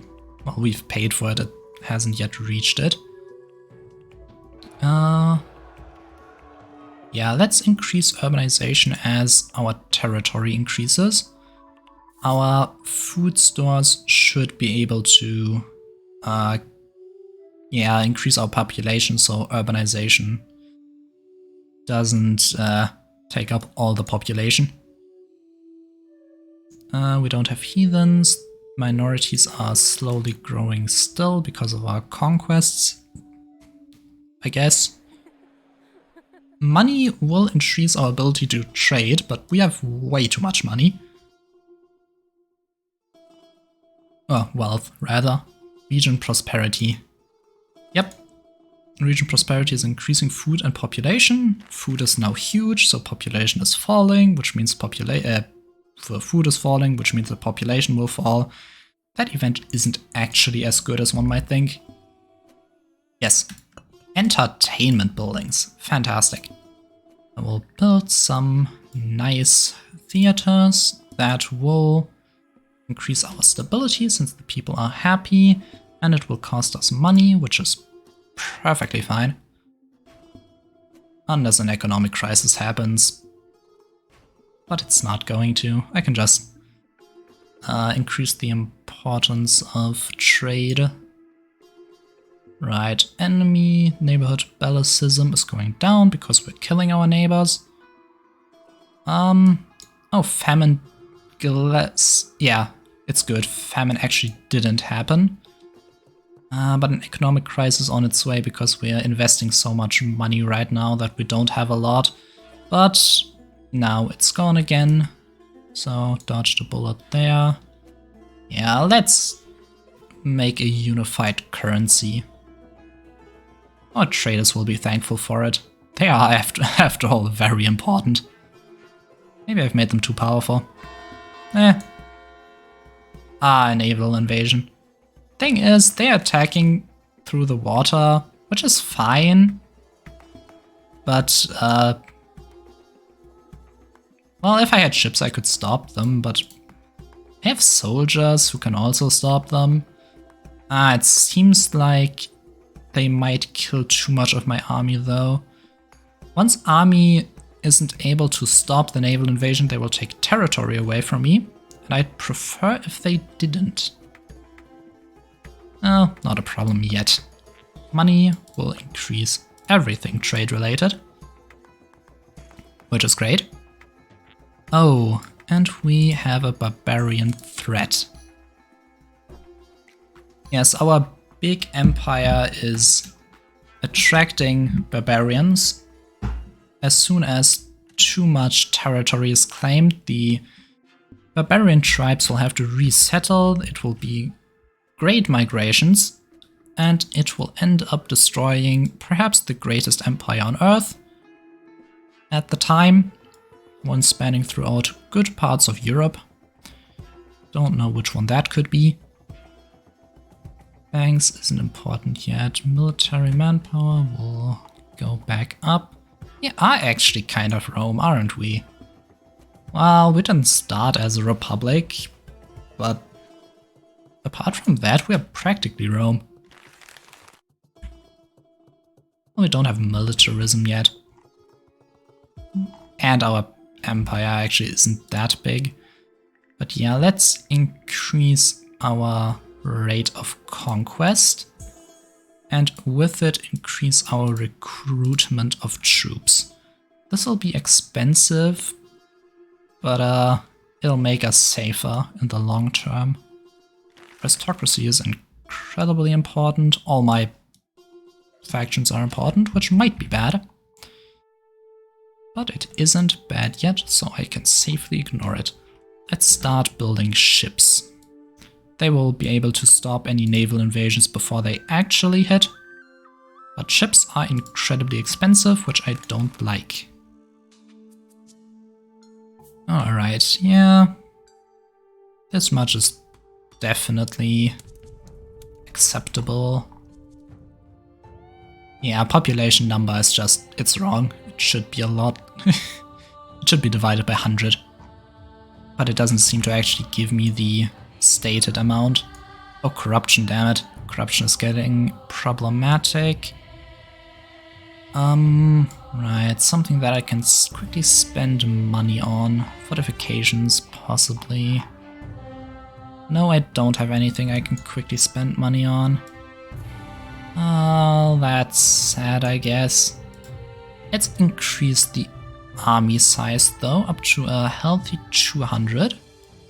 Will make us able to resist any enemy attacks. Barbarians are coming after all. And actually, there was a way to patrol. Keep the border safe. I think border controls, they reduce the amount, they reduce how fast the barbarians can invade our country. So I need fortifications. Alright, they are limited by mathematics, which is not a problem at all. And they cost tons of money. Great. Corruption. Still happened. Nah. It reduces all our laws. And laws cost a lot of political power to return power back to their original height. And money. So corruption is annoying at the very least. I already... Oh yeah. Went back up. A famine? Ah, damn it. The good times actually managed to create a famine because our population shrank after the population boom. Our money shrank after the population boom. Had killed a lot of people. And is ruining my cities since no one can live in them. Fantastic. Border controls, they will decrease the danger of our enemies. But if they get too high, they will stand in the way of trade, which also isn't a good thing. Yeah, this should work the way it is. My nation is still perfectly cohesive, mainly because minorities aren't yet a big part, so we are still united. This increases our stability, but can quickly become a problem in the future, which we absolutely have to make sure doesn't happen. Because once the country falls into chaos, it can be very hard to leave. These are all where they should be. We have walls to tank any invasions coming in. Let's actually look what I want after this. These are all good nodes, but I don't really need them yet. Nations, yeah, no, that's for the future. Don't need any ship technologies. Don't want them anyway. Bureaucracy. Yeah, I should work on establishing an empire. It needs a state size of 180. So let's actually start vastly expanding our borders.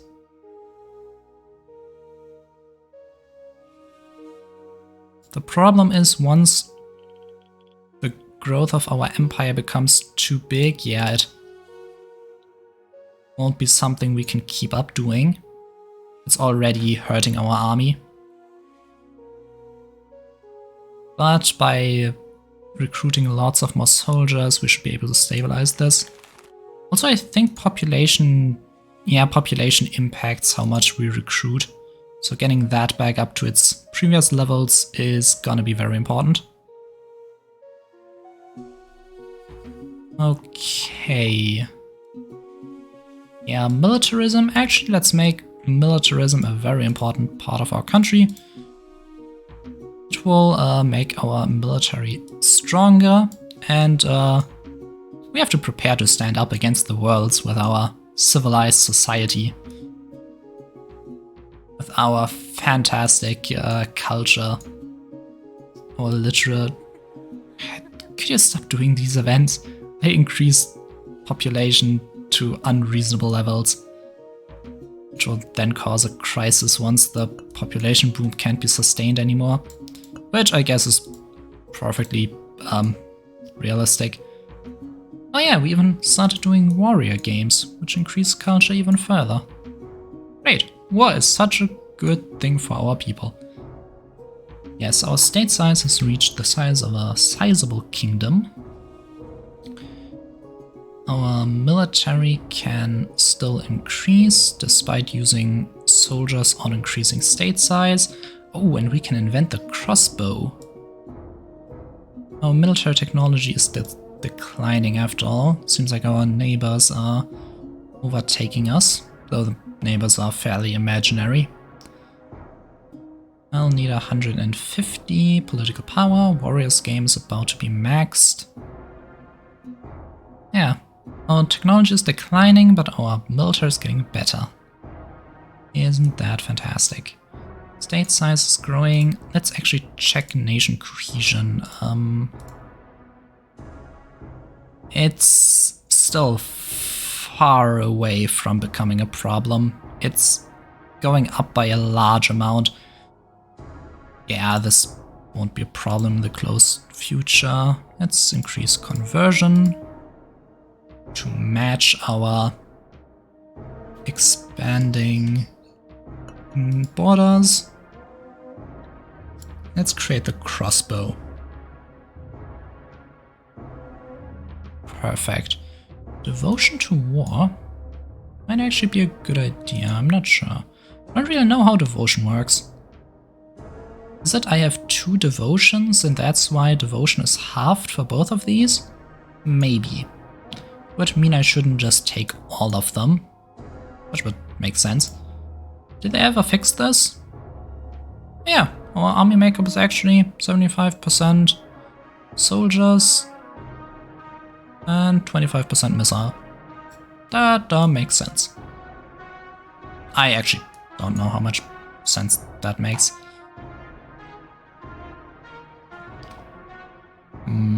What to do next? The barbarians are slowly getting closer, but not too much. I just need to be ready when they come.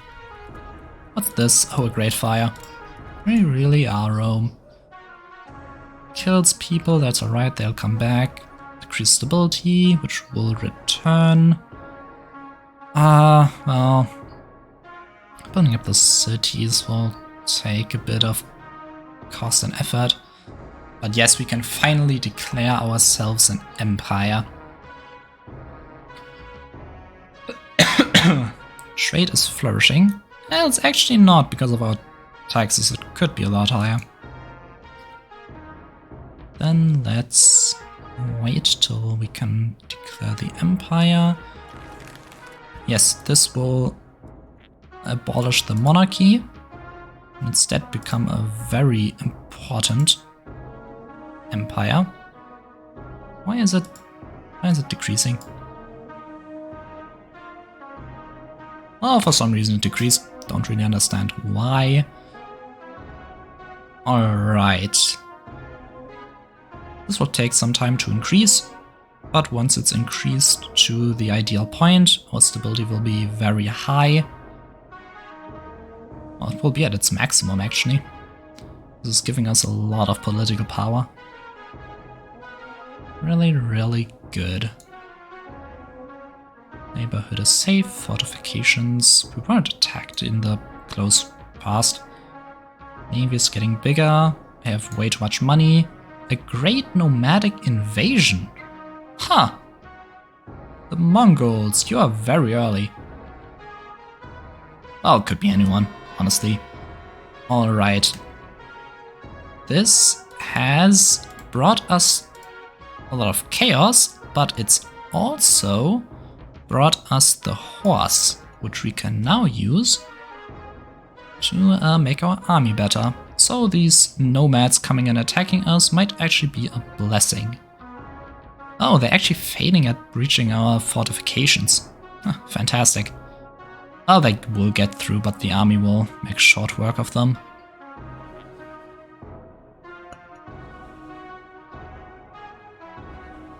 Huh, yeah, they... Oh, wow. They were very effective against the army. Well, it makes sense. Horses are good against infantry-based armies, but what will they do against walls?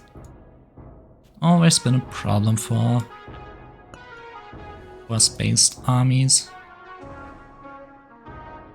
Everything where it's supposed to be. It's always good to check. We have a lot of slaves. I'm sure they'll rebel at some time. Alright. This isn't really important. Don't need a lingua franca. Don't need to establish a unified language yet.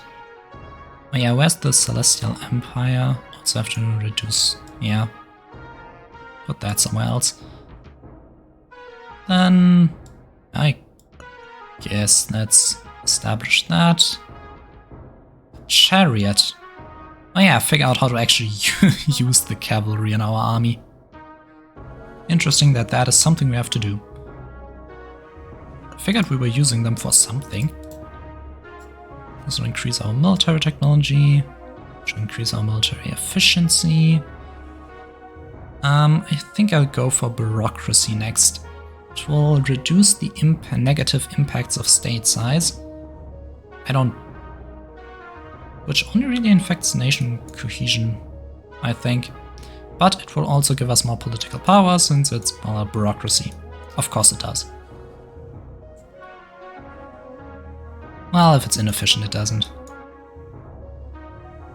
But yeah, let's wait for this to tick up after it's paid for everything.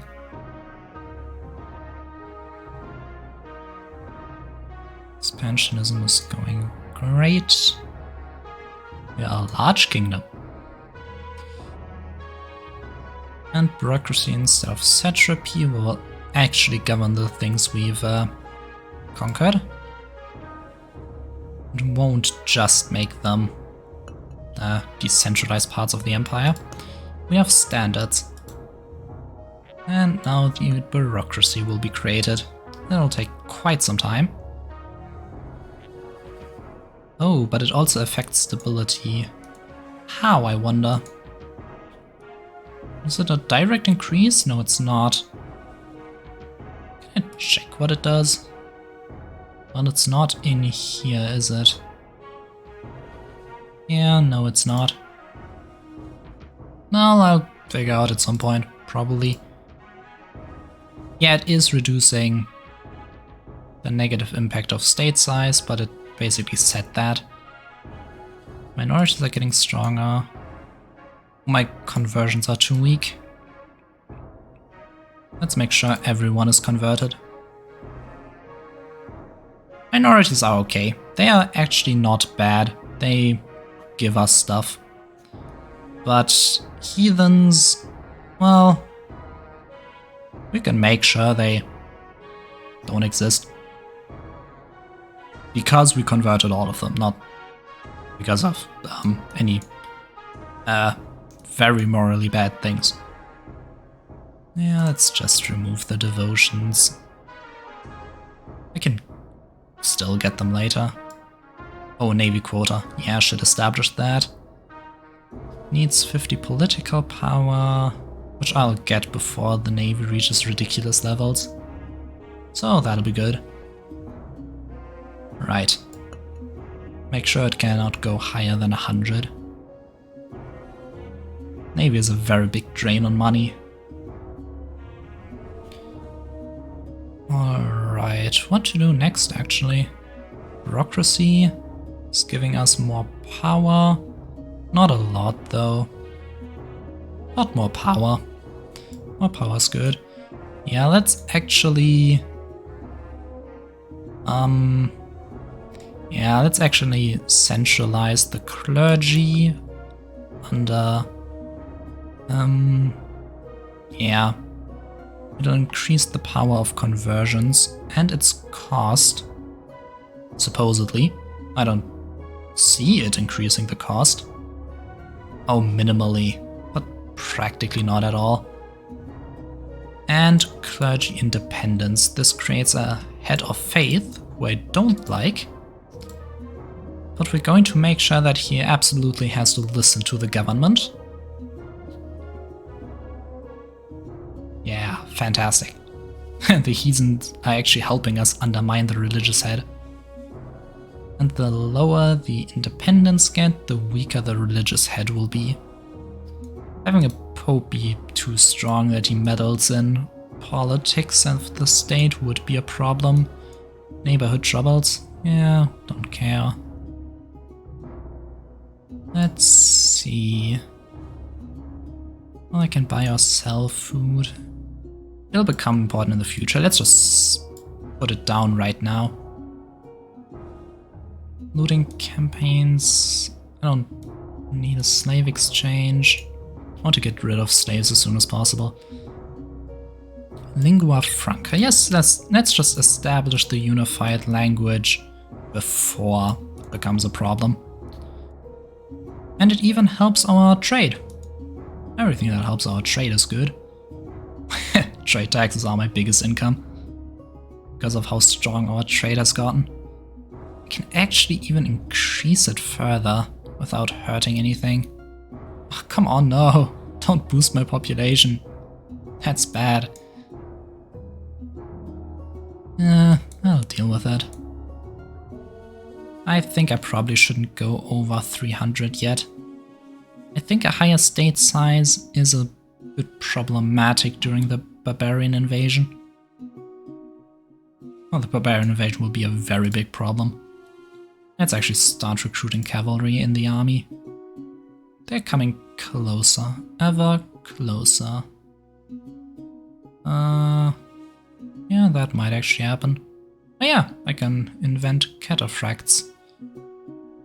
Make our military technology score better.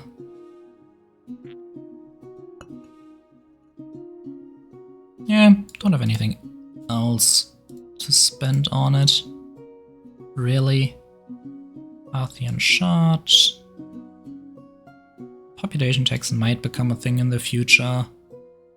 Tolerance of heathens isn't necessary when there are none. That's for the future. Yeah, let's actually build up some fortifications in case bad stuff happens. Greek fire, yeah, no, not gonna happen. Longship, also not gonna happen. Banks require guilds. Guilds are a thing of the future. Reduce minority tax is unnecessary. Tributary state is unnecessary. Reinforcement of the government? Oh, I like to hear that. Why is the religious head becoming more important? Who's causing this? Well, honestly, it's probably the priest being so important. I'll find a way to take away his power later. Not even sure if getting a religious head is worth it. I don't really know what it does. Well, it helps me keep heathens low, I guess. Massive conversion to foreign faith. It'll weaken the religious head. I don't like the religious head. More policy about heathens. Death to heathens. Oh. That's, not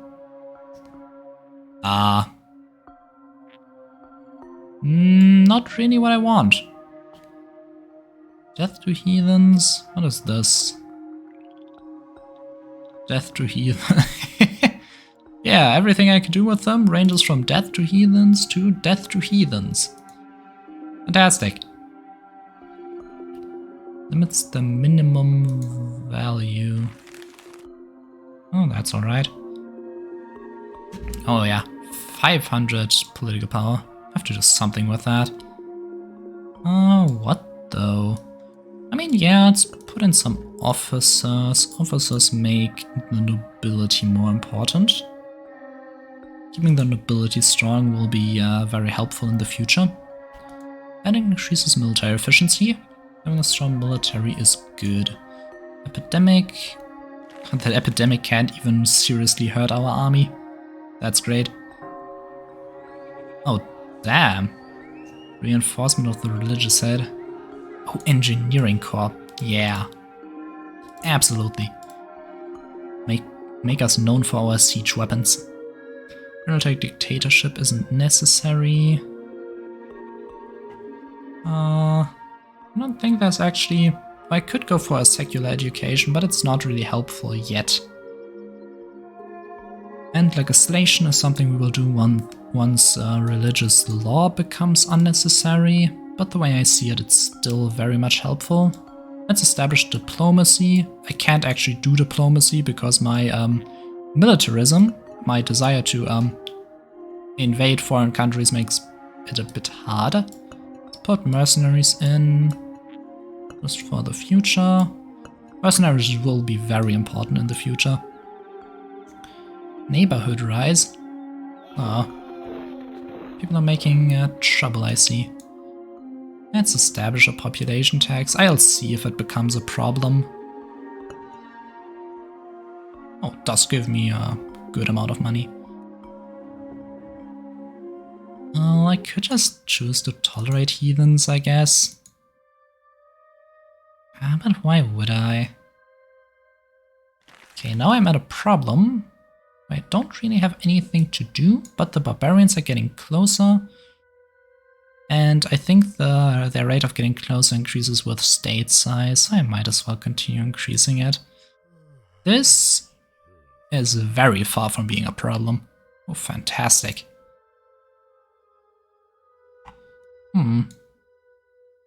Seems like I don't have that much to do. Increase shipbuilding. I guess. Relation tax, weak monarch. That's sad. I'm being invaded. Oh yeah, try me. We're under attack. Fantastic. They'll maybe fail at our walls, who knows. These invaders aren't actually good at what they're doing. Our technology is perfect, our military efficiency great.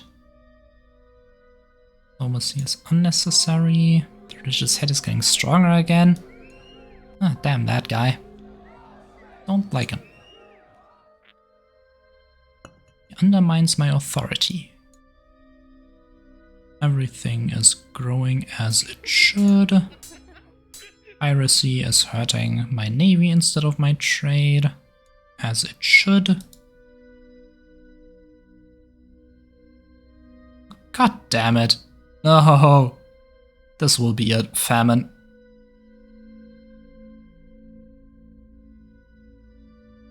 Well, at least the population is falling quick enough to maybe stop it from happening. Oh, yes.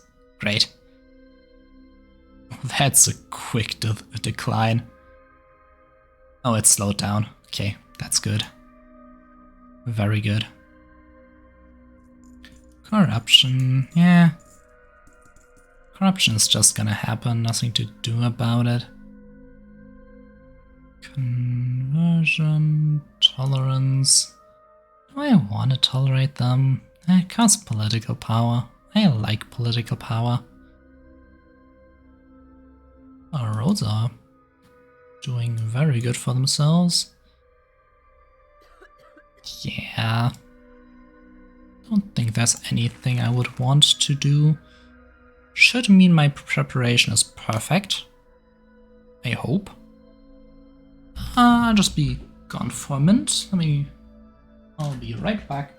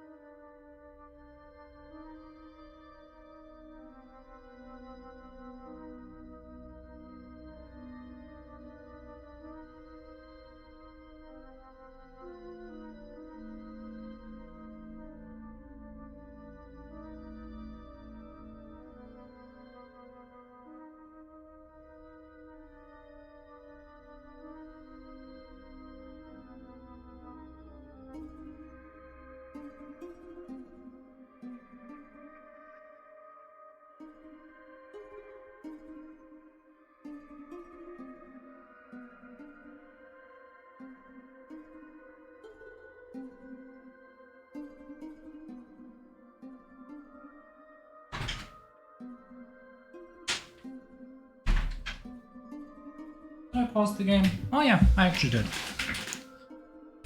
Happens way too often that I forget pausing this game. Not that it would have been a problem this time. Alright. Yeah, we should be able to speed this up until the barbarians arrive. Oh, that invasion was actually pretty powerful. I should probably increase my army size. And let's build some actually good fortifications. They take a long time to build. Anyway, that's lots of slaves. Oh, it could be a lot more.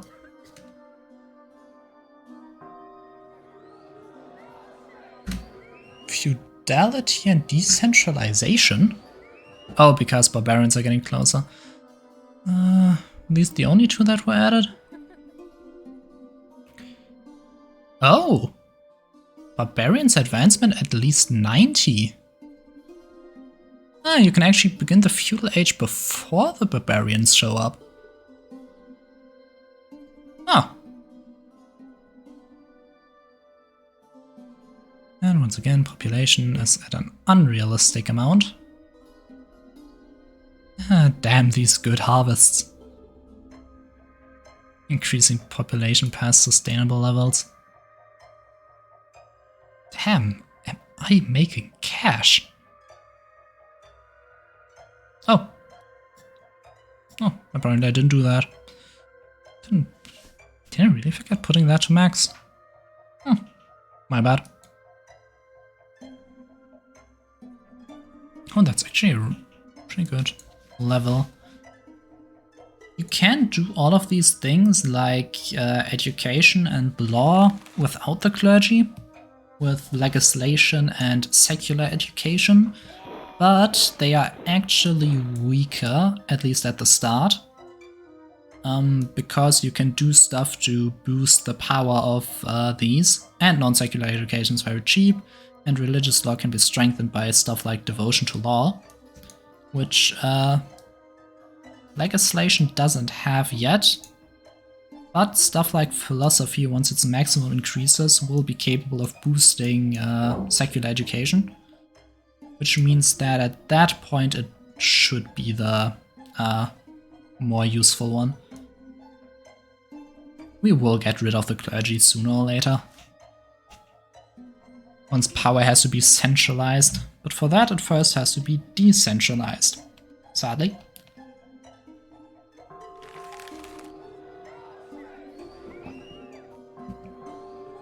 Oh yeah, that. I forgot that's a thing. Number of competing religious leaders. I can do a third against religious dissent, which is a node I spawn, which I can increase. It costs political power, and what it does is it increases the chance of competing religious leaders disappearing. Only the chance. It doesn't actually decrease it itself. Which means that doesn't really help me, and it costs stuff, and it can still do nothing. Competing religious leaders decreases piety, which isn't cool, but I guess it decreases religious head power, which I can definitely live with. Naval invasion and piracy at the same time. Oh, that's unlucky. Yeah, the invasion will get through. But they'll be up against my army. And an epidemic is happening at the same time. Well, that's unlucky. Fortifications actually held that thing off. Which I wish I could tell it to always go up to 100 or something like that. Because fortifications become very expensive. Not that money is a problem or anything. Let's... The naval industrial complex. Building navy is very expensive, right? Yeah. It's actually my second biggest expense. military manpower is higher, but that's not the actual recruitment, that's the army. While simply building the ships is also extremely expensive, and that's not even paying for the navy yet. Yeah, but having a navy is helpful, so I'll take it. State size. We're actually getting to a level where we're getting close to having problems. Wow. It's at a -100 and a +300, so yeah, about that. Oh no, it's a barbarian threat. You still do need barbarian advancement to be high. Alright. Well, come on, give me your best shot. Let's increase our army further. I'm very afraid of barbarians. They can do very bad things to your country. Reinforcement of the government. Again. It keeps happening. Navy. Yeah, the Navy will never be able to... Why is this... Oh, because army quota still hasn't completely increased yet. That's why it's taking so much time.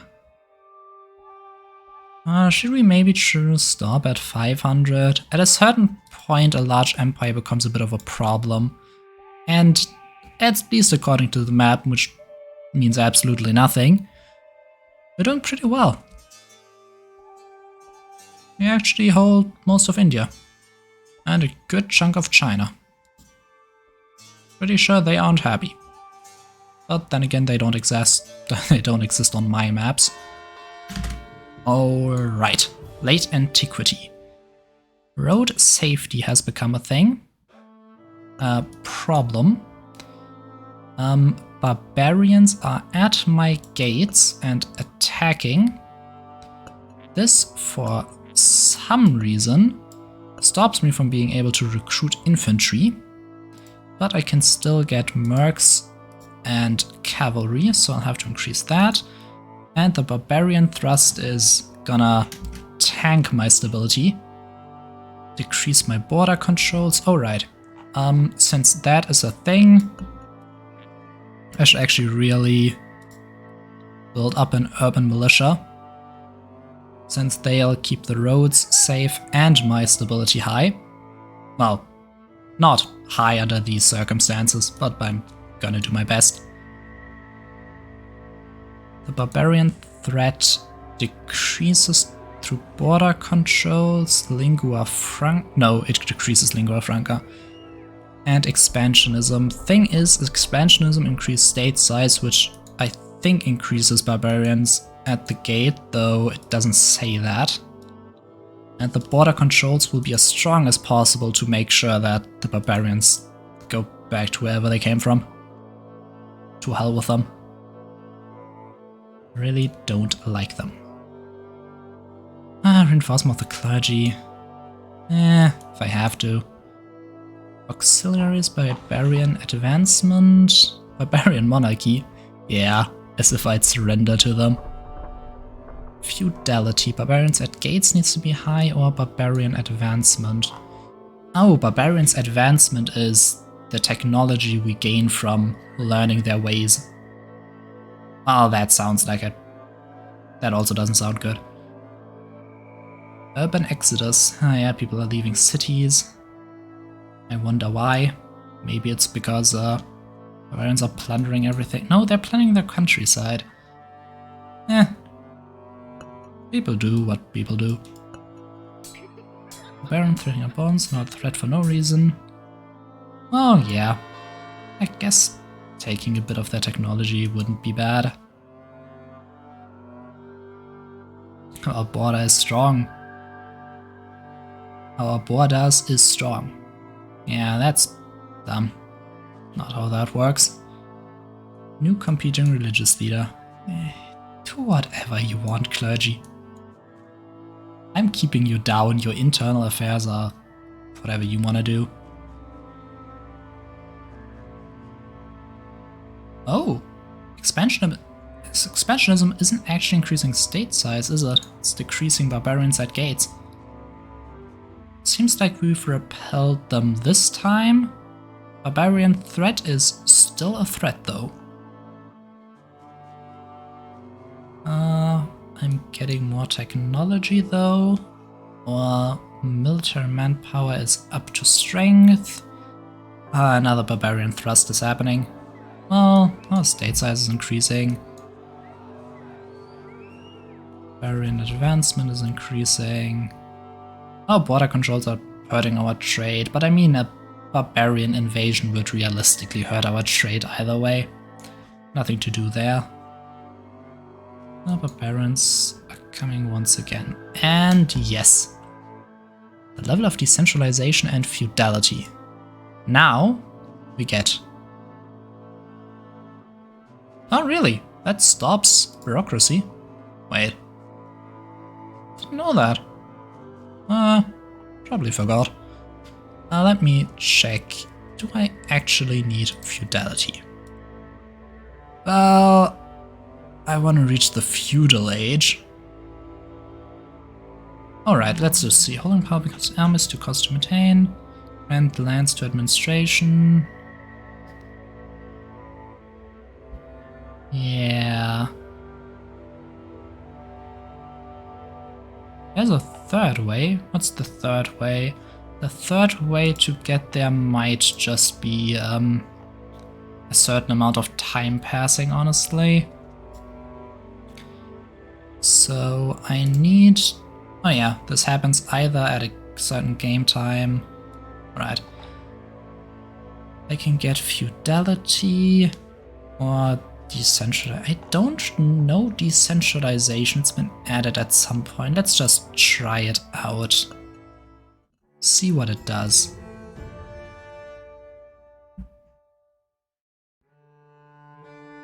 Vassal power. Increases aristocracy and decreases vassal power. What? I think I prefer feudality since that will... Ah, but this is... I wonder what the difference...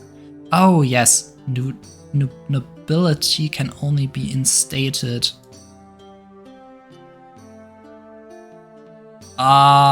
Is there an autosave I can... I can't check, can I? Let's just... Okay, the autosave is at 7:27 p.m. Which is... Oh, that was... Oh, that might have been too late. I shouldn't have placed that one.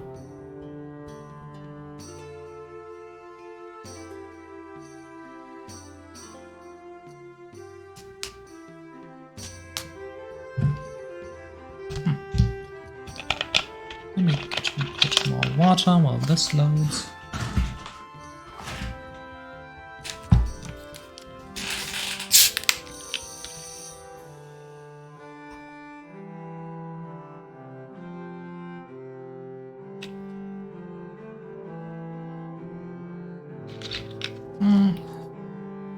Maybe I'm gonna play Little Nightmares 2 tomorrow. Maybe I'll finish playing Orbo Universo tomorrow. I like this game. It's relaxing. It's nice seeing your civilization rise through the ages. Alright. Here I am, and yes, it was exactly the wrong moment. Well, I'll have to live with it for now. First, I'll instate a tribunal, which will strengthen military power along with religious laws. And strengthen stability. Well, the barbarians are coming either way. How'd this work? Yes, our vassals actually fight the barbarians for us. Which is why feudality helps against them. Yeah, I would have preferred feudality though. Is there something... Alright, no, maybe I can actually get rid of it by placing bureaucracy first. Yeah, I'll need Tribunal to help me before I get rid of decentralization.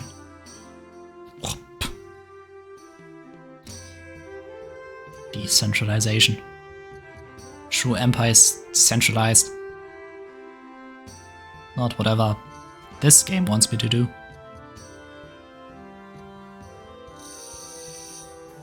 Let's actually reduce border controls to a reasonable level where that doesn't hurt trade. Yeah. No reason to go further than necessary.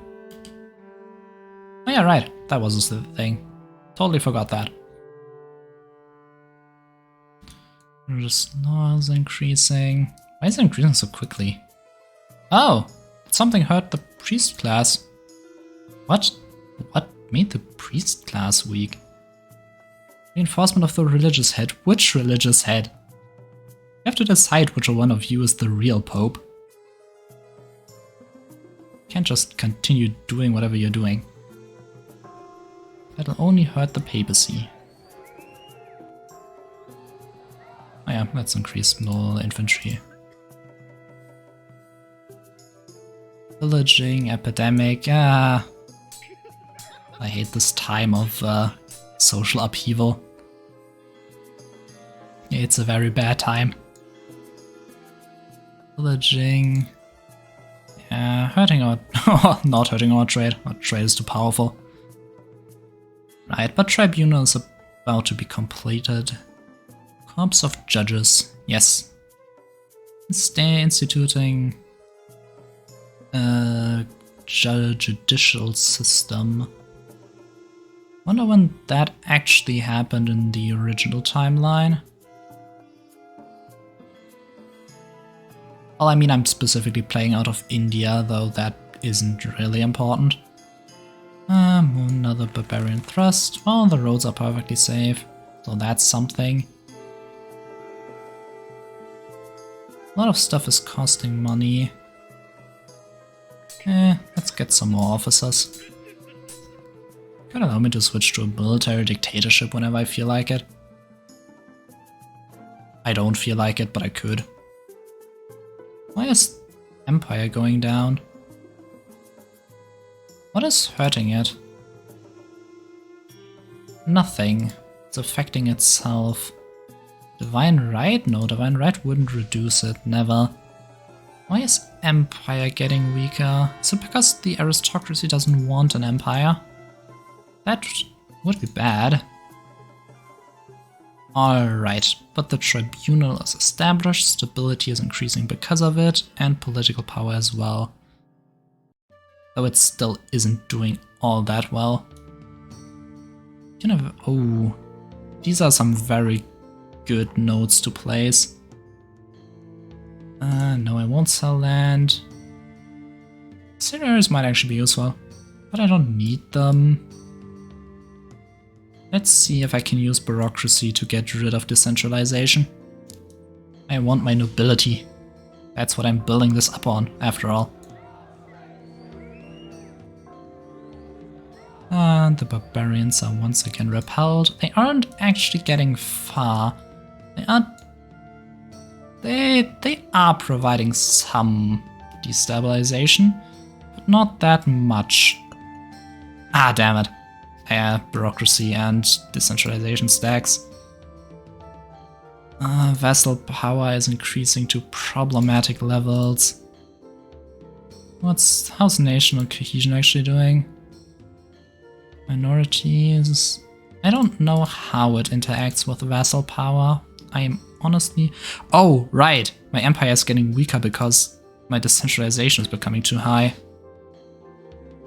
Let's actually put it down to 60.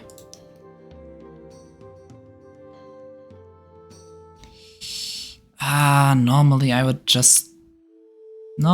just need to instate nobility to restrict the power of my vassals while still having them help me. But that doesn't work, sadly. I should establish a university. Heretics! You go through a schism with two... Yeah, well, you have two anti-popes, I actually get where the schism came from. I really do. Yeah, let's get some of the really good new technologies though every once in a while. Yes, foraging and hunting will be removed, but instead I gain mills, which create the peasant class, which is fairly powerful for us. And the mills will increase once again agriculture output. Wonderful. Merchant Explorer. Oh, our trade will reach new horizons. Yeah, sure. Gladly. Yeah, let's do whatever we can to get rid of those. Oh, yes, it increases trade maximum, which increases trade tax income. That's good. That's great. As this is decreasing though, so is the... I have to get rid of the vassals.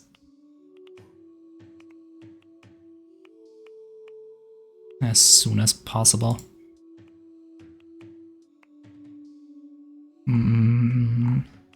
Just minority constitution. Yeah, I can actually get School of Thought to create actual science. Could get University to start researching seriously, but sadly doesn't work like that.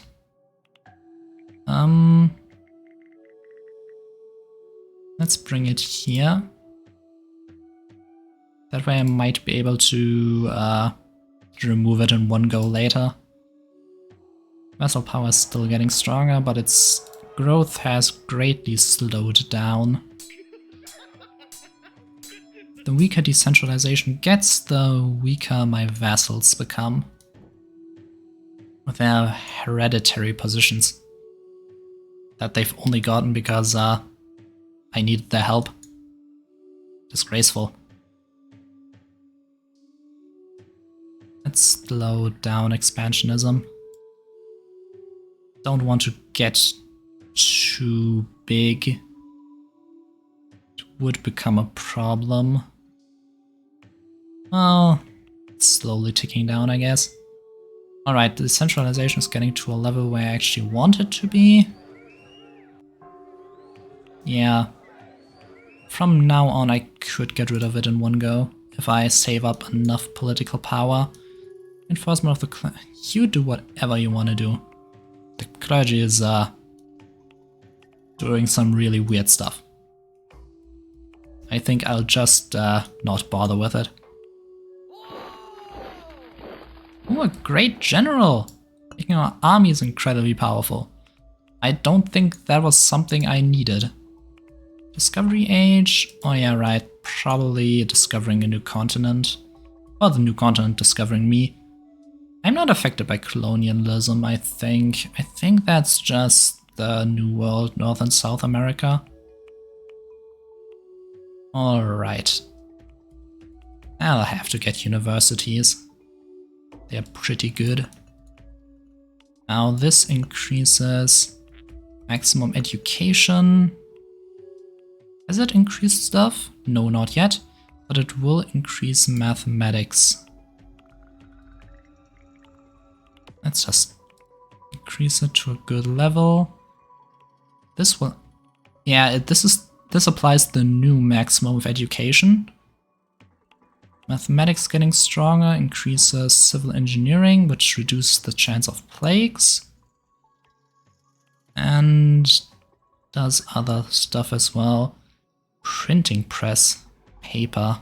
Wow. Yes, alchemy is what I need. Oh, and for that I need medicine, but for all of that I think I need School of Thought, right? No, I don't. Actually, I only have to get up to 50 with the university. What are my vassals doing? Still getting stronger. That's too bad. I could just save up political power and get rid of them. Oh, and I could make trade so powerful. Yeah, let's actually completely get rid of them. I'm wondering, should I actually instate feudality afterwards? I feel like I don't have to. But it would give me nobility, which I like. And I can't get it in the future either. And nobility is what I need to completely get rid of vassal power. By making them do stuff for me and weakening them. As I should. Medicine would be useful to have. Once again, reducing the amount of negative events I can get. Well, alchemy isn't really something I could get yet anyway. So I might as well wait out on it. And then again, medicine might provide that. I'm not too sure on what actually unlocks School of Thought. And it's not an option in here yet, right? Right. Never actually got to an amount of heretics or heathens where religious minority taxes would be necessary. Or helpful at all. Oh, alright. I'll pay my priests more money for education. Education is very helpful. When it increases the maximum of education, right? I might not be too far away from getting rid of the clergy in education and laws. I'll see about it. Might become a... They might not like me fighting it. Decentralization is doing fine. Religious law was... Did I get a corruption event? Why did religious law fall? Oh, because the clergy became a lot less important. Isn't that annoying? Alright, universities are almost at the level where I wanted them. Clergy independence is getting increased. How's that happening? Hey. I don't know. Just put it here for a test and then move it back, maybe? Nah, not doing what I wanted to do. No, it is doing what I wanted to do. Fantastic.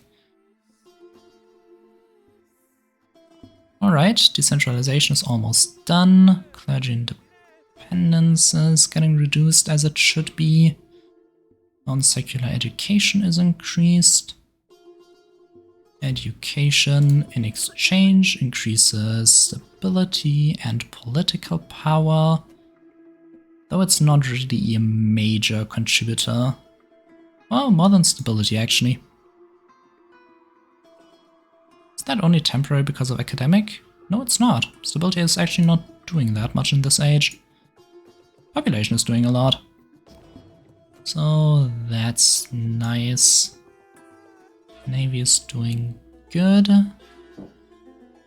Yeah. Have some good universities. Oh, right, I can get rid of feudality. But that'll only slowly get rid of vassal power. Do I really set in feudality just to get rid of them? Well, I guess I will. Let's put that in technology.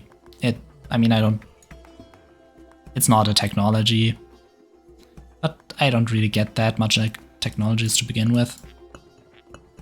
Let's set all of these to the side. Don't even have to look at all of those, really. Right, this here, yeah, let's get feudality. Alright. And now we can get nobility, which in turn allows us to do some stuff I want to do. Oh, feudality isn't actually Doesn't actually start out that strong. Isn't that... What the hell is happening? Another schism? Really? They'll convert back in time. I just want to instate a strong nobility by buying the loyalty of the great lords. They'll become a part of the system instead of fighting it. Need 150 political power, which is on its way, halfway there. Well, a lot of these automatic things are costing me, but it's good that they're increasing, like agriculture for example, very powerful.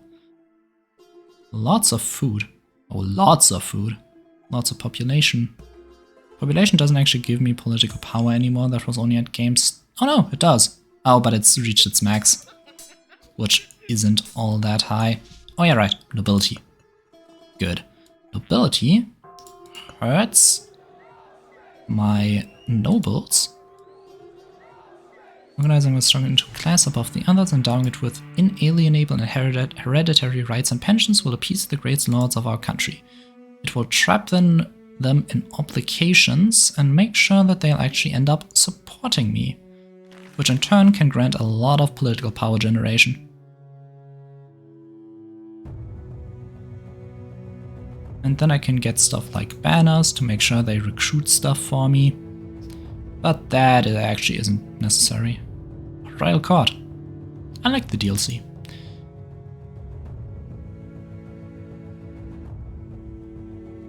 When did the barbarian threat leave? Apparently didn't pay attention. Our strong nobility, which increases the maximum power of the aristocracy, obviously. Reduce vassal power, increase the power of the empire, increase my political power, already my third biggest contributor. And stability is once again helping a lot. Sumptuous courtship. Yep, that's what you'll be spending your time with. Too distracted to oppose me.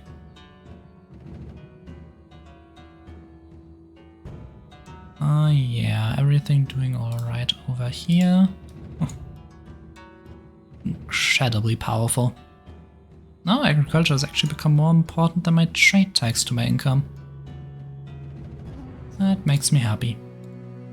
What about you? What are you doing? You're still alright, but actually reaching kind of problematic levels. Ah, no, you're not. I can just get bureaucracy back and fight it again. Nobility is reducing its own power. And it's already become my biggest source of power. With a good class of elites to rule over the masses. Who, by the way, all can read. Amazing.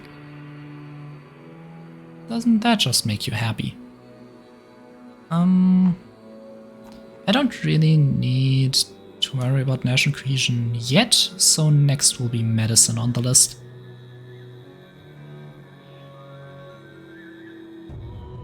Wait until I have enough, which is now. Medicine allows me to unlock something, namely alchemy. Oh no, I actually can't do that yet. Oh, for that I need School of Thought. Oh right, I need to wait until the Renaissance. So I actually got nothing better to do.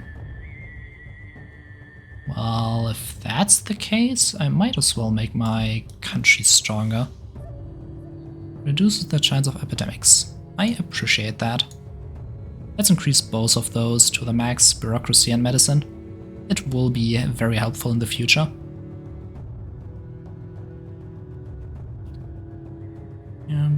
bureaucracy.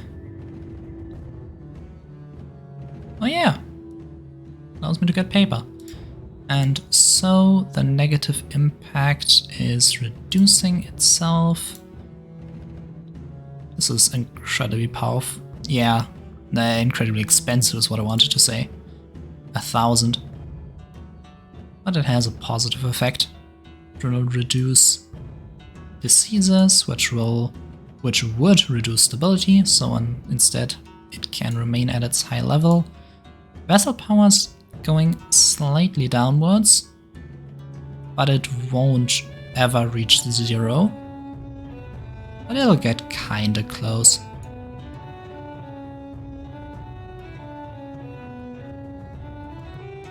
I can build castles, right? Yeah, fortifications of 50 are needed for that. Yeah, sure. Go to a 69. Fortifications, bureaucracy, and medicine. Yeah, and it's already a lot less of a threat. It's not even at 200 anymore. It absolutely cannot reach 300. What does official language need? It needs school of thought. Yeah, it needs the Renaissance to happen. A revolution in the sciences. Do I really want banners? I don't know. They give cheap armies, I believe. Not sure if I want my nobility to remain in positions of military power, though. Oh well, land-owning military power. They can remain in the army. Yeah, this is doing very well. And bureaucracy is also kinda increasing my power. Not by a lot, though. Alright, and once School of Thought hits, I'll probably want to... Succession crisis? Happens. Probably want to start my fight against the clergy. A little bit early. But it's bound to happen sooner or later. The nobility cannot accept them meddling in our affairs. I don't need to improve the bureaucracy yet. Let's actually help the clergy. Monasteries, after all, increase religious education's power. And then increase university and monasteries. Right, I totally forgot. This makes non-secular education stronger. We really aren't at the time yet to get rid of the priests. Actually about to make them powerful. I'll keep them as long as they're useful. Exclusion from the religion. Yeah. That's the type of stuff the religious people do with us. They have 4 religious leaders.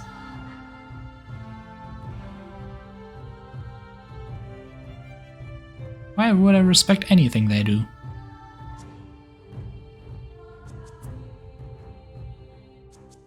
At least they're keeping their strength up.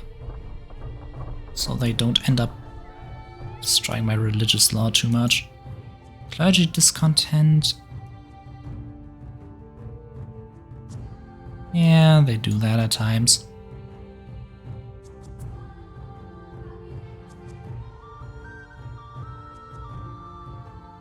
Oh, education is rising, that's nice. Universities have reached their maximum. Mathematics thereby as well. Fantastic. Alright. Monasteries allow something else, but I forgot what. They allow for religious art, right? Yeah, it needs to be at a 30 for that. It's actually not. Keep it over 50, that's enough. Centralize some of our prison secluded areas. Yeah, exactly. I'm splitting them up. Divide and conquer.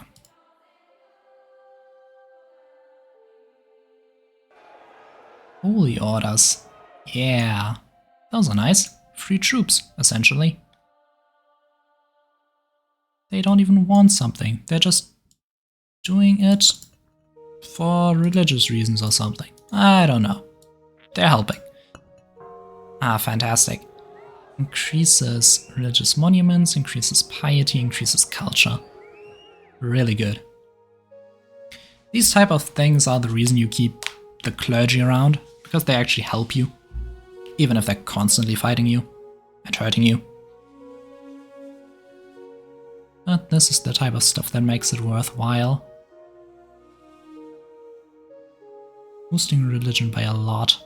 Regional cultural capital? Seriously? What region? Like Asia?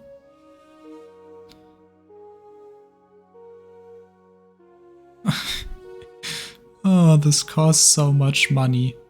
But no money is disappearing. Isn't that just great?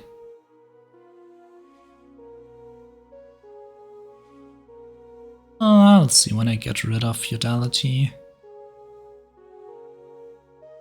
Oh, right. Holy was like expansionism, but it doesn't take slaves. That might actually be good. I don't really need slaves, though the slaves actually haven't revolted yet as far as I could tell. So I might as well keep them along. I'll make slavery illegal at some point anyway. Well, that is still far away. Currently they're helping me trade, earn money I guess. Not that I need this much money. And yeah, let's recruit free troops. I'll need 195 political power. What's my cap at? 500? Yeah, still.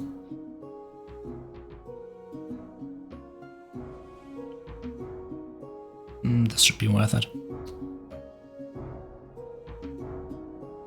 Education can reach 100 after all by now. It's not even that expensive, like not at all. Ah, but nobility. Such a good node. It's doing fantastic. And it even takes away power from my opponents. My so-called vassals. Like they're actually helping me. But yeah, Holy Orders will add troops without actually costing money, I believe? Yes, exactly. So will banners, by the way. Wait, why can't I? No. Oh yeah, right. The knights are the cavalry, and the knights are the feudals who can give me power in other ways. They don't, they aren't part of a centralized army or anything. But I can make them appear when I need them by doing this.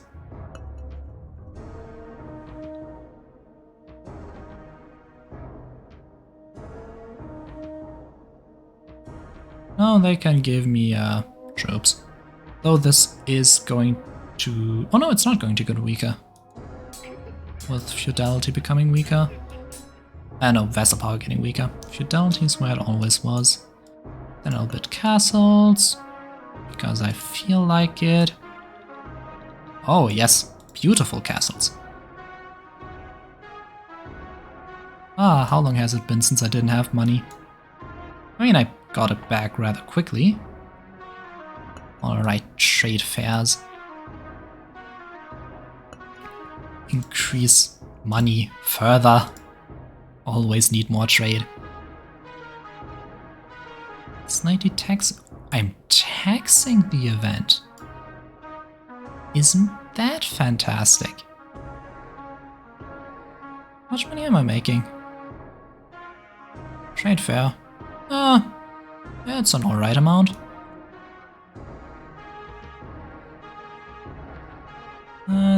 Oh yeah, military technology of this age. Yeah, my military efficiency is perfect, so I don't really need technology right now.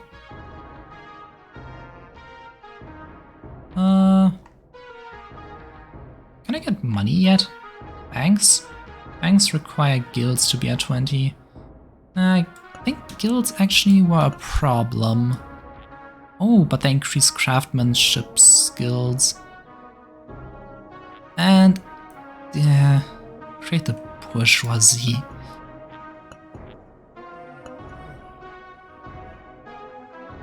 I think they cost me something, right? Yeah, guilds cost me political power. Which I don't appreciate. They increase craftsmanship skills, I guess. And companies. And they allow me to build banks. Increases maximum and minimum wealth. Perfect for someone who is constantly at his maximum money cap. At some point I'll do something incredibly expensive and monies will start to go down and down and down. There will be nothing I can do against it, and at that point I'll at least have more stocked up. And now I can also get scriptural money. Banks at 30. Make it even more powerful. By the way, alchemy was school of thought, right? Oh no, it was philosophy. Yeah, same thing. Alright. The bourgeoisie is quickly becoming incredibly powerful. Yeah, because of trade and urbanization. Yeah, nothing to do against that. They'll become a problem. Oh, settlement and stuff like that also gives nobility more power. I guess it's alright. Okay, scriptural money increases the effect of, no, the maximum of money and is increased by banks. So let's put all these two in the maximum and watch money increase all of this even further. As it should be. Becoming filthy rich. As long as the bourgeoisie doesn't want to take power in government, I guess I'm alright. Well, if they do, I might have a problem. Stock exchange. Oh yeah, right, I can do stuff like this. Economic policies. Paper at 75 will allow me to build a printing press. It'll certainly allow the religious opponents to, I don't know, fight using arguments or something across the continent. Maybe Korea, well yeah, maybe cause a long war, like 30 years or something.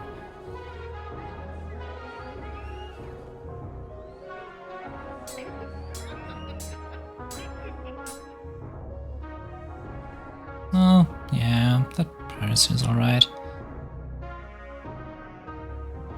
Scriptural money.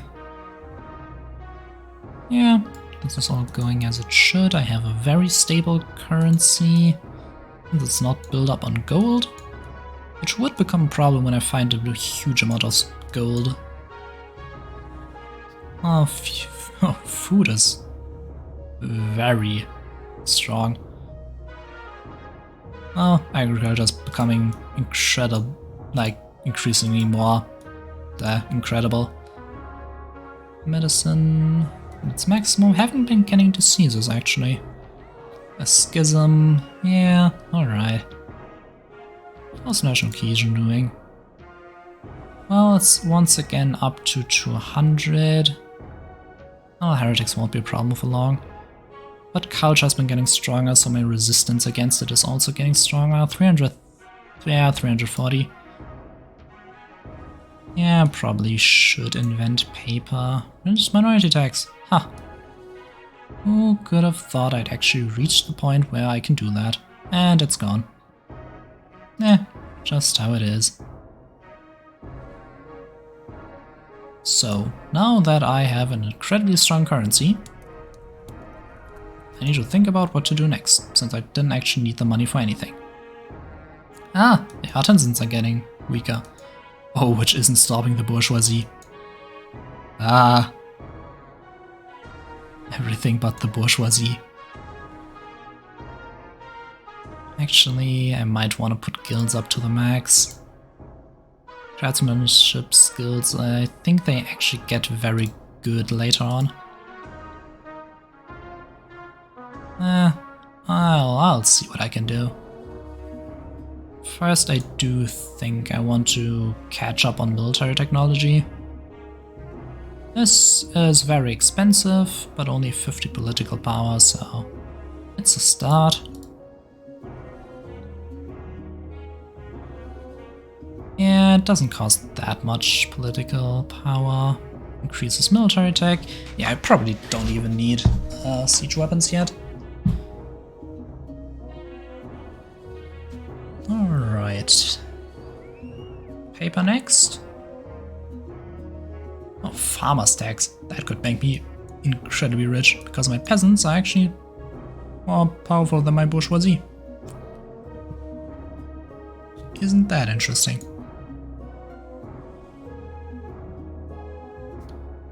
Clergy discontent. It's always discontent. It's the clergy. It's just what they do in this game. Alright, not that far in. Paper to strengthen bureaucracy. Yeah. Beautiful. Much more efficient bureaucracy. That's what I love to hear. Parchment. And, yep, reducing the dangers of not being cohesive once more. Slavery is actually going down. That's good. Slavery isn't that good. It's a danger. Danger I don't want.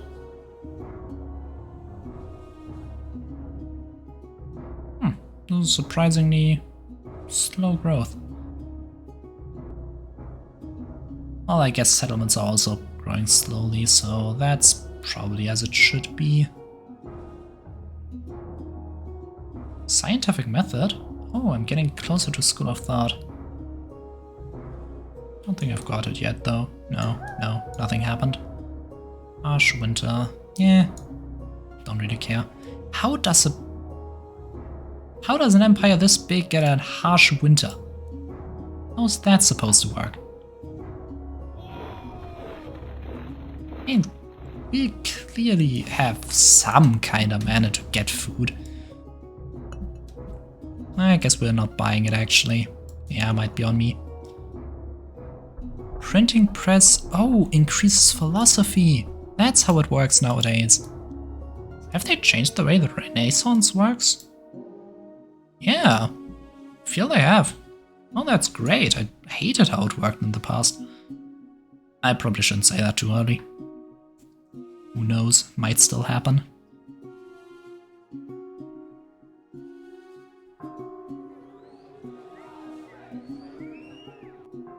And like how much the clergy sabotages itself. Yeah, near war. I'd like to see them try. Ah, beautiful empire.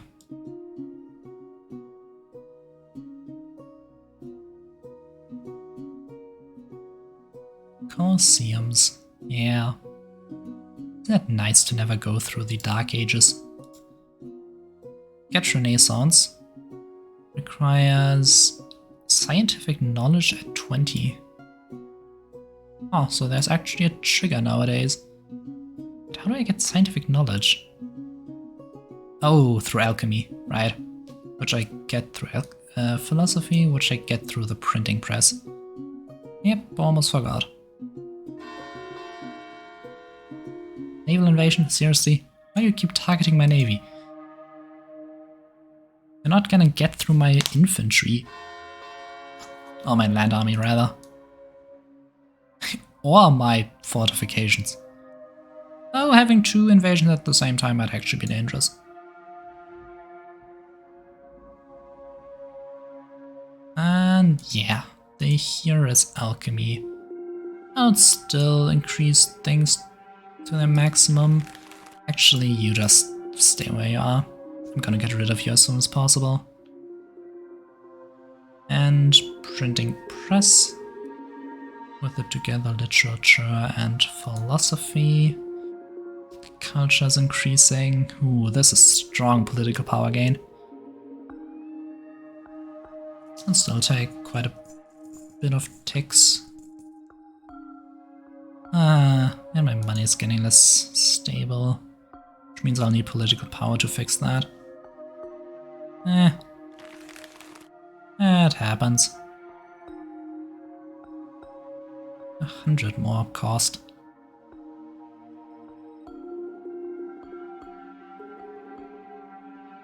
Trade tax could probably reach agriculture if I wanted to. And I don't think there would be a problem if I did increase it. But then again, it wouldn't really be an advantage even if I did increase. I'm at my maximum money the whole time. I have cathedrals.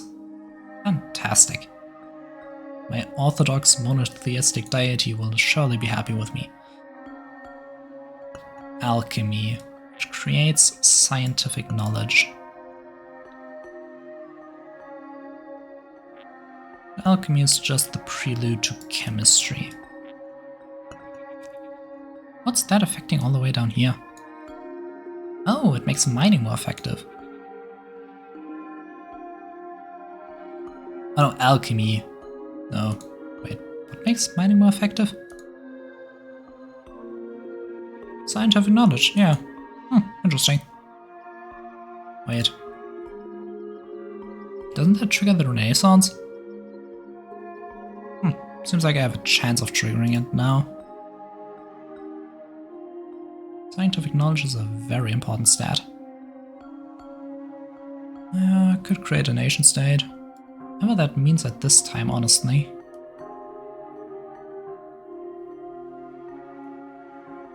Oh, I can even get Greek fire.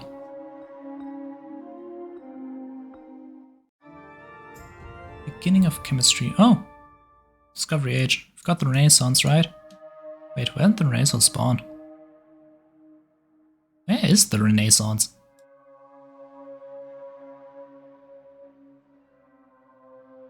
Ah. Got the Renaissance. Where did it go? Should be a node.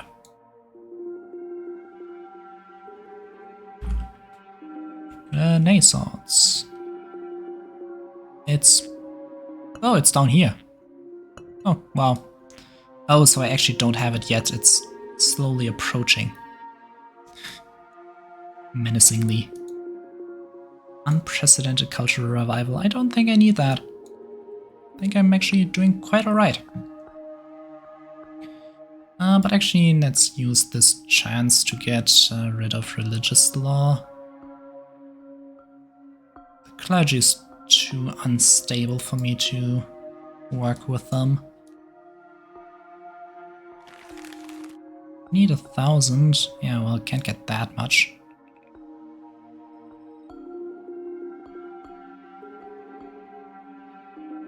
Actually, I could have probably waited until corruption brought it down by itself. I don't have to. This will solve itself. I can put some power into it. Yeah, I don't need that. Clearly don't need it. Don't want it. Don't want that. Yeah, this will make it easier. Perpetuation of dogmas, yeah. I'll have a lot less control over my religion. Well, in other words, it will become less relevant. So I don't need more power over my religion. Yeah. Oh no, this is really good. Nation state increases the maximum of national cohesion, which in turn increases stability further. That's nice.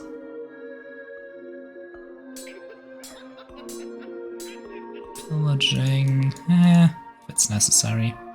Oh yeah, and here's the Renaissance.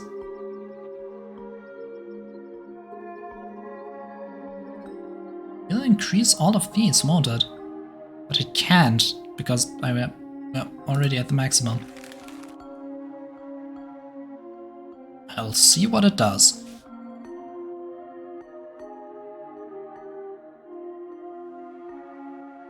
Yeah, you do whatever you want. It'll remove these. It'll only remove these? Oh. Oh, well.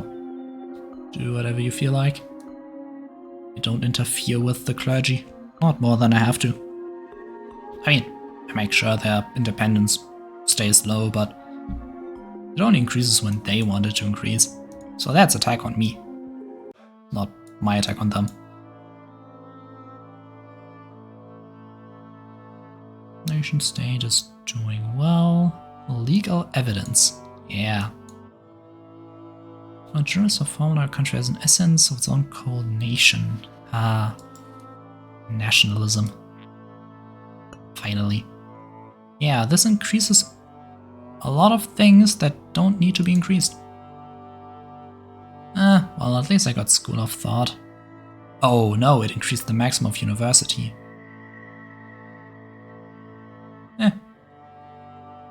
Alright. Scientific knowledge increasing, alright. University is increasing mathematics, I guess.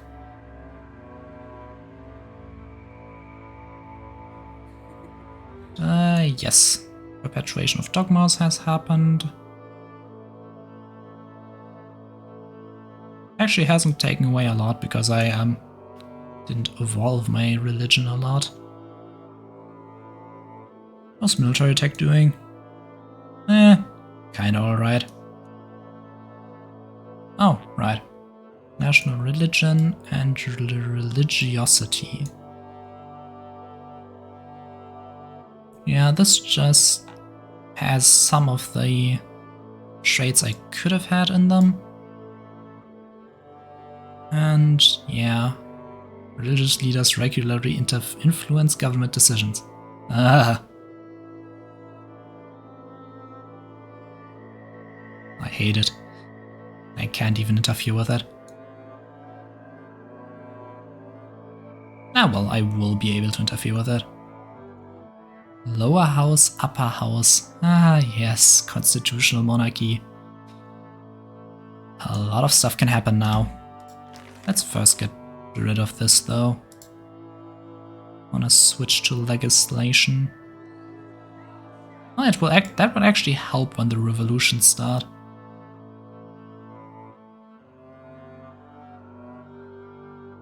So yeah, probably a good thing I'm doing it.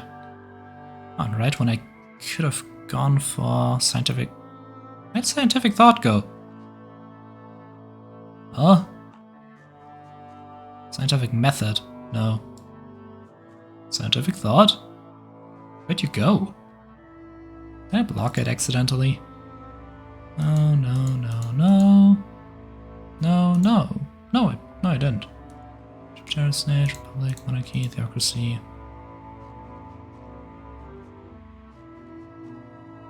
I'm pretty sure I didn't get rid of it.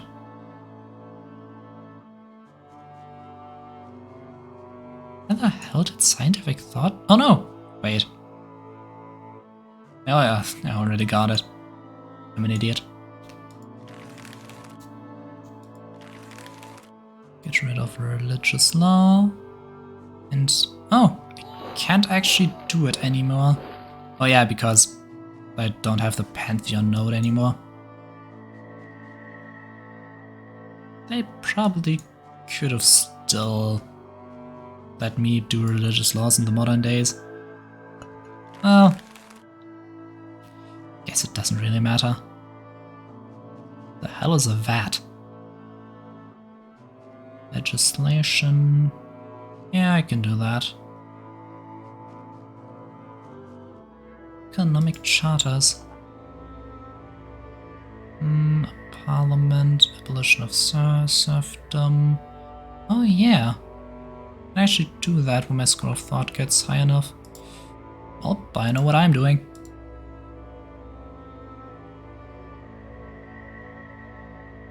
Legislation will give me more power.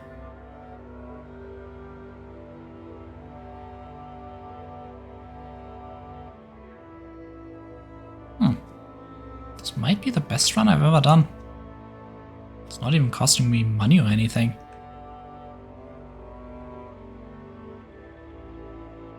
Oh.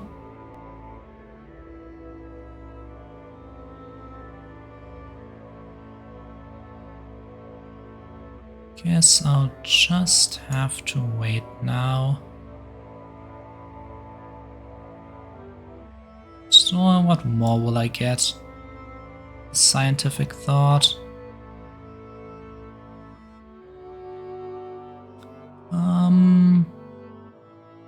Isolationism. Yeah, I don't think it's only those. Yeah, it's only the abolition ones. So I don't actually need it. Oh no, it's abolition of slavery. Don't actually need it over an 80.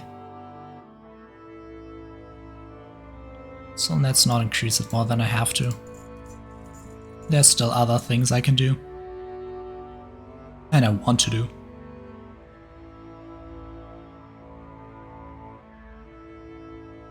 Tourism is at peak efficiency as it should be. Where's my engineers? Yeah, they'll profit from siege weapons. Oh, what's this? Nationalism? Oh, how do I increase nationalism? Lingua franca and nation state. Well, those are at the maximum. But yeah, nationalism is a good thing to have in this game.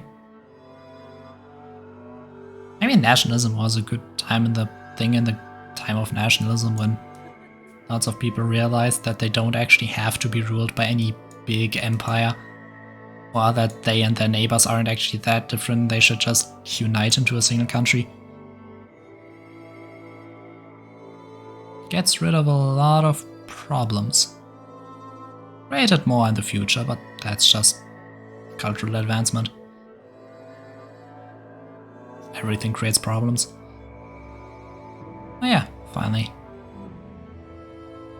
I am here. Let's just abolish slavery right here. Hello, I guess make it harder for... Oh no, I can get a constitution already. Oh, that... well, sorry slaves, but constitution? Amazing.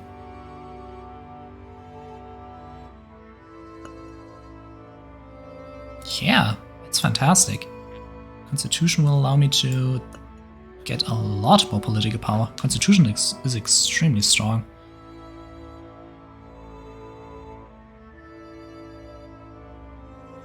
Yeah, sure. My people can have rights. If they want to. I feel like we could probably get rid of feudality. But it would weaken the aristocracy. I want to keep the aristocracy. Not those, we are the liberal people. Constitutional monarchy, however, that's alright. When that happens, I can probably just get rid of the nobles, the vassals. And then I can have a fully centralized state, as it was always meant to be. Oh, how happy the people are in the picture of abolition of slavery. founding text. Yeah. More and more political power.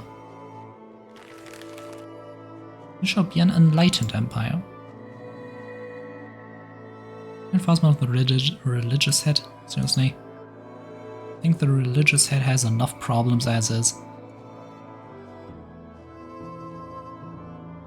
Making him a bigger threat to the government seriously isn't gonna help him.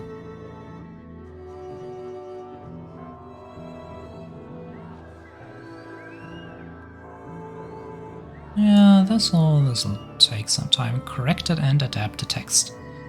But this time a civilization went through a lot of changes. They quickly realized that as the times change, so should the rules.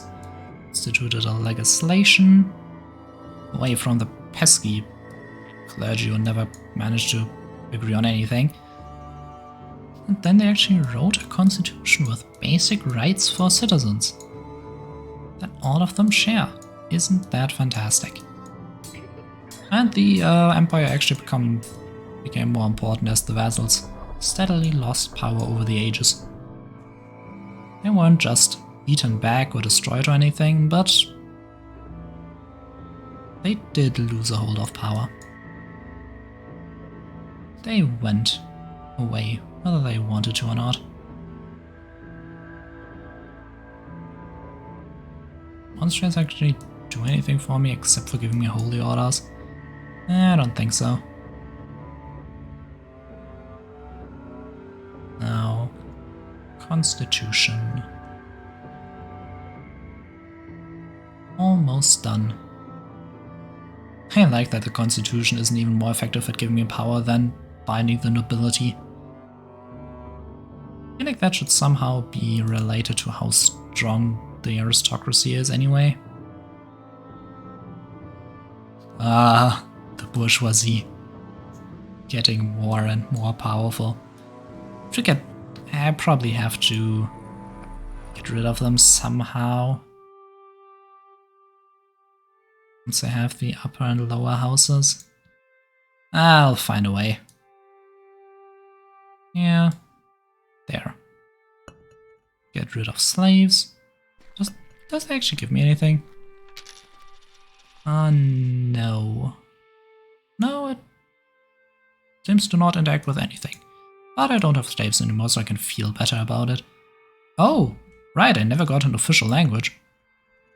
Did I? Oh yeah, that should happen. At some point.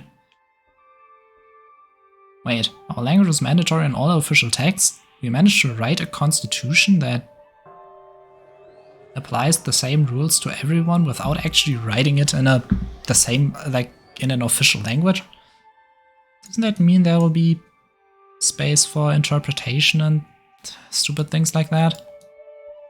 Actually, you know, I do appreciate the official language, but there's other advancements I have to do. Starting with siege weapons. After that I might as well discover America or something.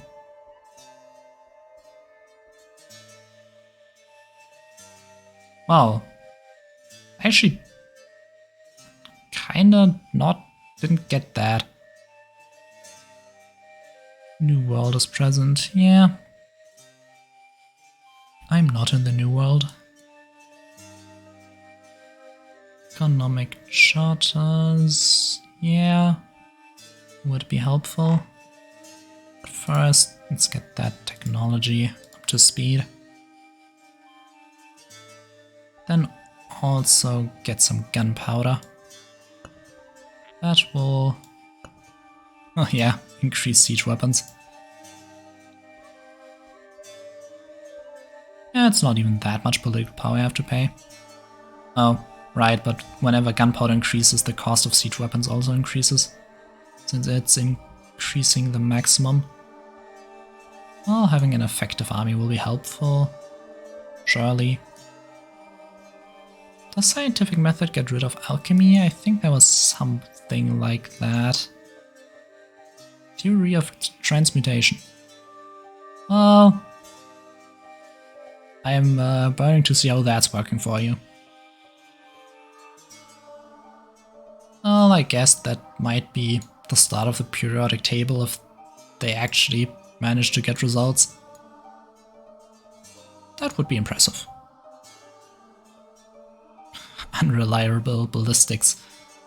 How have we been dealing with enemies when we can't even hit them with big weapons?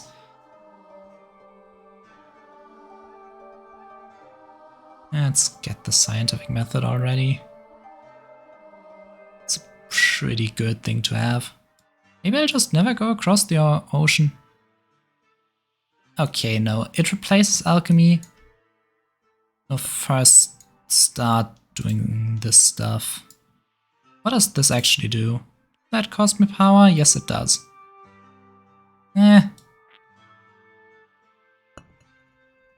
Oh, it reduces the maximum trade tax level? No. Absolutely not. How do I get across the ocean? It requires better ships. Well, it doesn't require the long ship, that's not happening.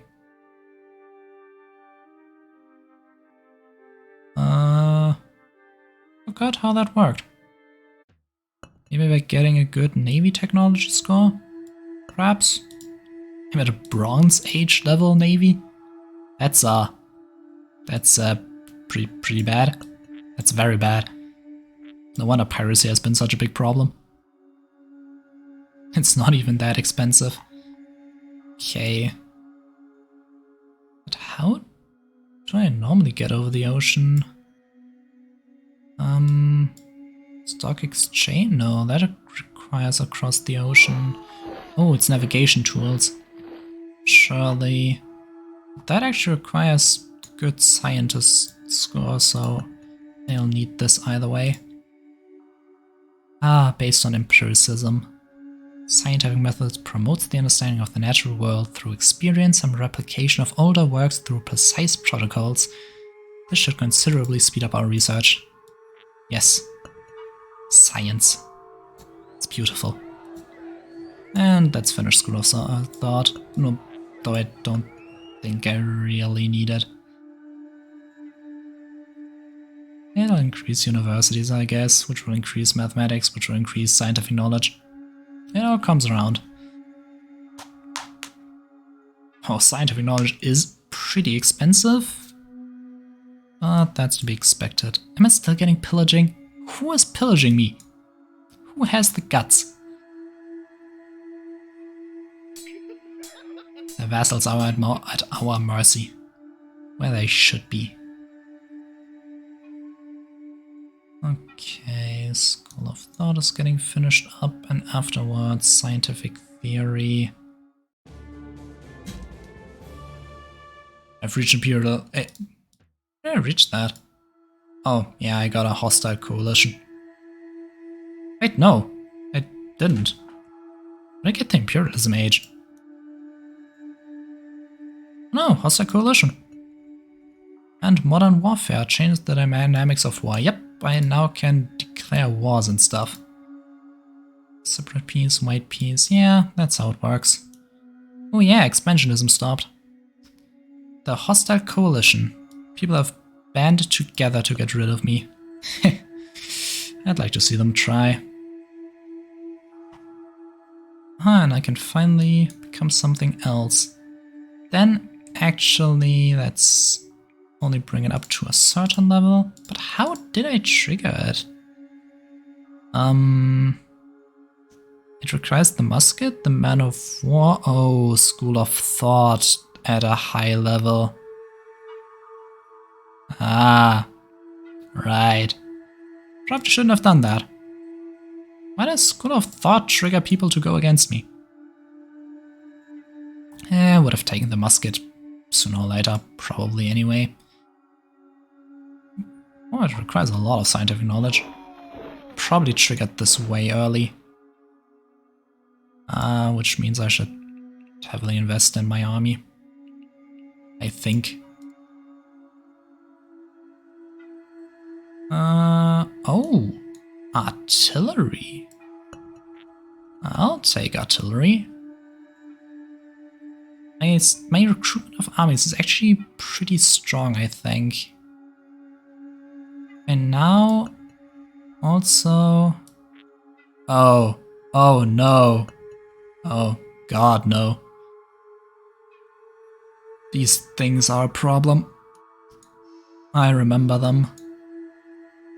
First I will actually need guilds to increase my ability to produce weapons.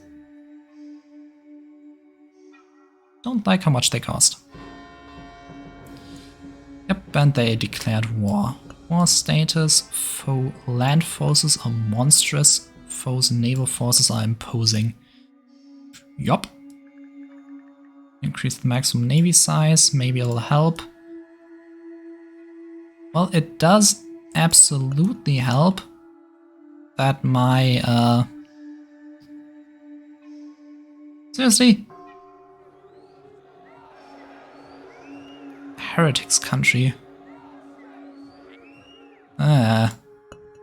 Don't like it. Well, anyway, I have to beat the hostile coalition.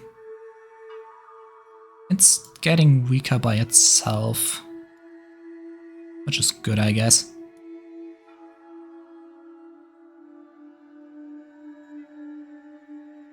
Oh, one on trade is actually kind of weak. Why is that? Oh, but these land forces are very scary. Proves our military supplies at the expense of our economy. Nah. Don't feel like it. Might instate war taxes at some point, maybe. That's actually a pretty strong drain on my resources. Naval battle, seriously? That absolutely necessary. Well, at least I managed to beat them back. War did not go in my favor, though. War taxes. That might actually be helpful. Land battle, also not doing me any favors. I can seriously... They are crazy strong. Monasteries increase the recruitment of... increase the recruitment of my holy orders. It's kind of funny that I have more holy orders in the modern age. And these people are also recruiting really fast. I feel like I probably... Do I have a chance against them? Wait, I think there was a trick to it. Right. I'm getting rid of militarism. And instead going for diplomacy. That can give me allies, I believe. Harsh winter? Seriously? Don't need that right now.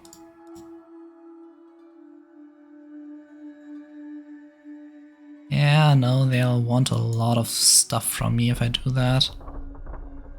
But their recruitment, though. So much!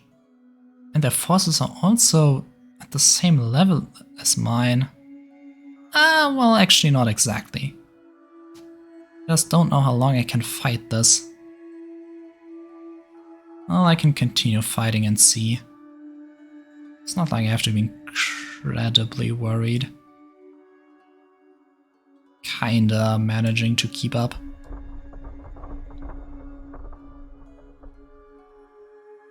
Remove militarism. Ooh, diplomacy increases trade routes. That's nice.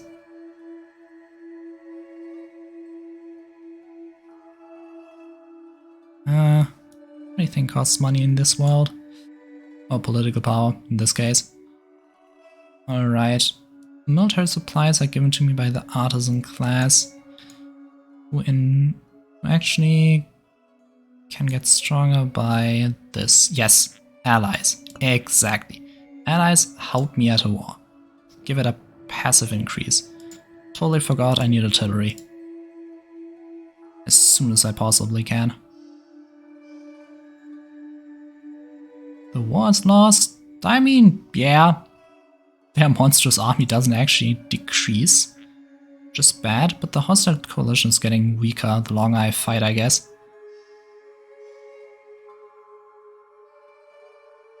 My military supplies will reach 0. I guess that'll just happen. But I'll have artillery, which will hopefully make the army stronger. I guess. Maybe. Oh, I think there's also something else I can do. Yeah, I kind of need the arquebus. Wait, how do I get it? Can I get it? Autism, war taxes, income tax, constitutional monarchy. Muscat requires the arquebus at a good level, but I can't actually get it. Aw. That's not good. Yeah, everything requires scientific knowledge. Mercenary reform requires the arquebus. I don't have it. I mean, it would probably... Oh, it spawned in when Modern Warfare spawned in. God damn it. Too much spawned in, I didn't realize it. Yeah, that's my bad. Urbanization is growing and arquebus is growing. This will give me a stronger... Well, it won't actually give me a stronger army. And my allies are decreasing because of allies. That's sad. Urbanization won't actually hold me back. Conscription is an option. First, I actually want the mercenary reform. Yeah, the mercenary reform will help me. I do kind of like how my people don't really care about war exhaustion.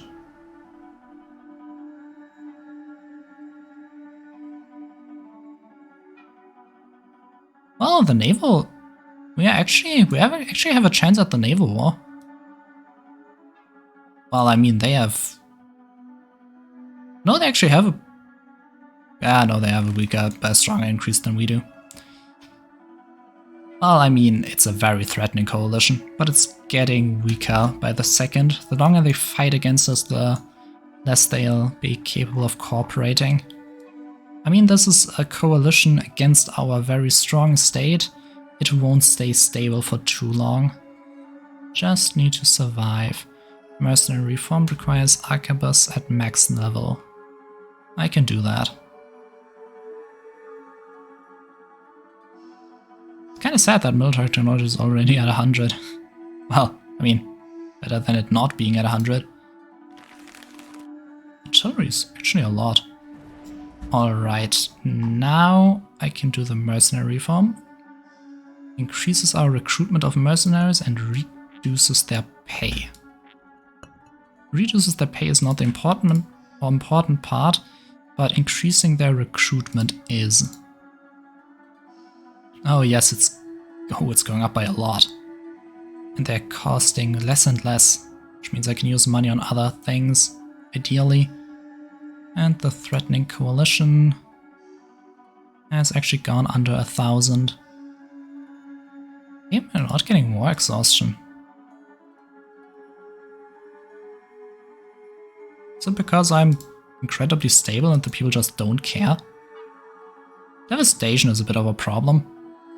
But then again, my state is incredibly stable, it doesn't really seem to matter. Oh yeah, no, not gonna win any naval battles.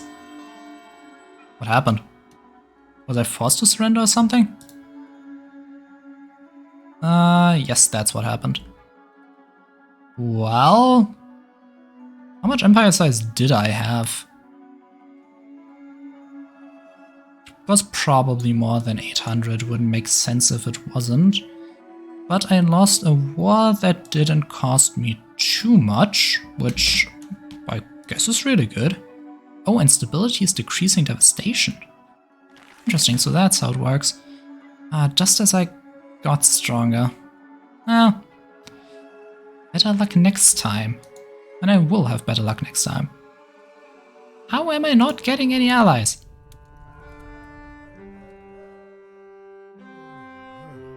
Maybe because of neighborhood ballicity? Something like that. No, I will not be a revolutionary republic. I am not crazy. Conscription might be something I need. But I will be a constitutional monarchy. This will give me a lot of potential things in the oh no. Oh, I forgot. Revolutionary ideals. I think I might have just really sabotaged myself. Divine right has left civilization. Alright. Oh, and I have parties. Yeah, let's move. Let's move something. Let's move the navy because it's unnecessary. Move industry over here. And move. Create a tab called Politics. And yeah, navy, you can go over here, I guess. You are not my important force. Would be cool if you were, but military ships aren't really needed yet. Once I get over the ocean, they will become very important. Alright. Now I can start doing houses. As parliament, you get over here. Upper house, liberal, reactionism, revolution ideals. Upper house. What am I missing? Reactionism, popularity. What do the reactionaries think about me? Why don't I have nationalism? What is not to like about my country? Nationalism is reducing itself. Which is another way of saying, I won't tell you. Oh, constitutional monarchy. Probably somehow connected to this. Oh, yeah, maybe because I changed state and it's a bit hard to support a state that is kind of new. Is reactionism actually a problem? Do you dislike me? Enforces you can check the order.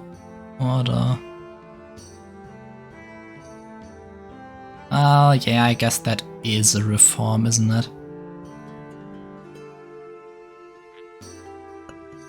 Alright, so I probably need to weaken it. It's weakened by the constitutional monarchy, and it's increased by the priest class. Wait. What's the aristocracy doing? Oh, the aristocracy actually isn't supporting reactionary ideals. It's actually more the priests doing that. That's good, actually. Well, the aristocracy supports the political party of reactionaries and conservatives, but they aren't actually on the side of reactionaries. That's pretty good, and the Liberal Party is winning. That's alright. I can deal with that. Reactionarism. The priest class increases it. It decreases itself because of how high it is. Nobility is increasing it. Constitutional monarchy is decreasing it. So I think I don't actually need to get rid of nobility, but I need to get rid of the clergy, which I can do. Yes, secularism. Oh, I need revocation of. Damn it! I need revocation of privileges. Wait, I can't actually do that. I need to keep them around. Don't like that. Concordant. Not sure what it does. Abolition of serfdom, musket. Oh, I've been streaming for a long time. always get lost in this game, that's nothing new. Okay, probably should stop it close to here. Politics of terror. No. Secularism would be cool, getting rid of the church. But that requires me to be a revolutionary republic, which I don't want to be. But once the revolutionary ideals... I don't really have revolutionary ideals. The constitutional monarchy is keeping them down, which I guess might be good. I don't know. Could the constitution become weaker or stronger? I think it got weaker. Reactionary revolt. That's not doing anything. The foe has a great admiral. As if I needed that. Oh, the artisan class is giving me military supplies, which is something, I guess. Alright, and now I can actually get abolition of serfdom. That will be good, I think. No, will it actually? Oh no, reactionary revolts are actually really bad. Oh, vassal power actually doesn't interact with constitutional monarchy. That's interesting. Let's get rid of serfdom before the peasants also become a problem. Don't want any socialists in here. I know I don't even have... Oh ho!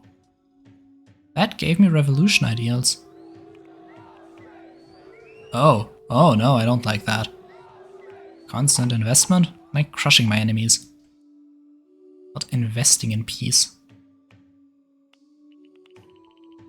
Let's go up to 715. Oh, close to it. Oh, that's a great admiral. Is that so? Still have a great amount of money. Yeah, maybe I can weaken people doing this by establishing a lower house. So... the conservatives are in power. That's good. I'll take the conservatives. I'm not sure if I want anyone else, honestly. I don't have to revoke privileges. I have to just live with reactionaries doing stuff. Maybe I do. I actually have to become a republic if they're doing too much annoying stuff. Okay, it's a war. Oh, actually... Ah, damn it. Should have done that before. Yes, let's start conscripting people. It's not a big conscription by any means. But let's increase it a bit.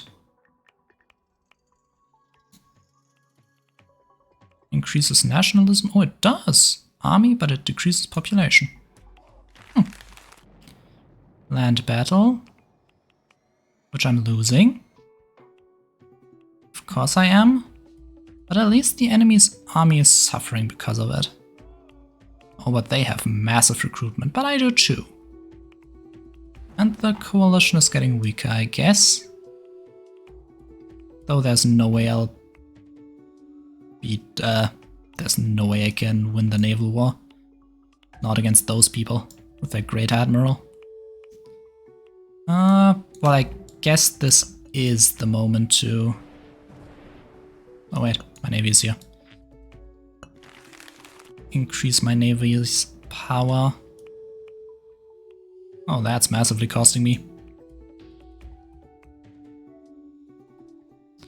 That's actually increasing by a lot. That's not that good. How do I reduce reactionarism as a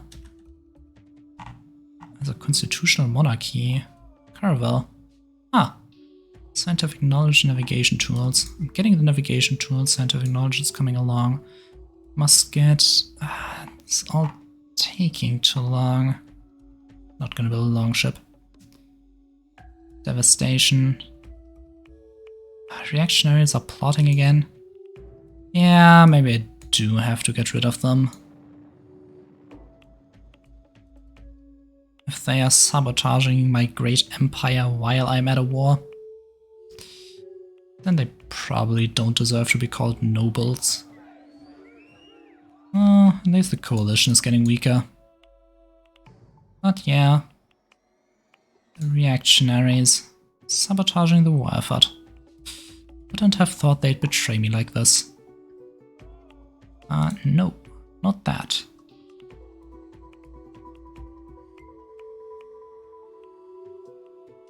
I'm actually... oh, my armies... wait, do I not? Guess I'll just use mercenaries then. Oh, my ships are actually a lot better. Oh yeah, because of navigation tools. Huh. If the war keeps going on, I might actually win it. Well, let's see. That requires 130, so it's not happening anytime soon. Yeah, it's still really on its way. Blockade. That's annoying. Ability, feudality. Alright. Ahaha! Conservatives. Oh! The conservatives will actually allow me to get rid of nobility?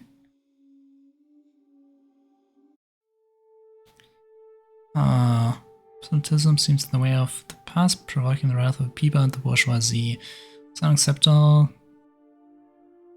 And significant act would calm populist tensions.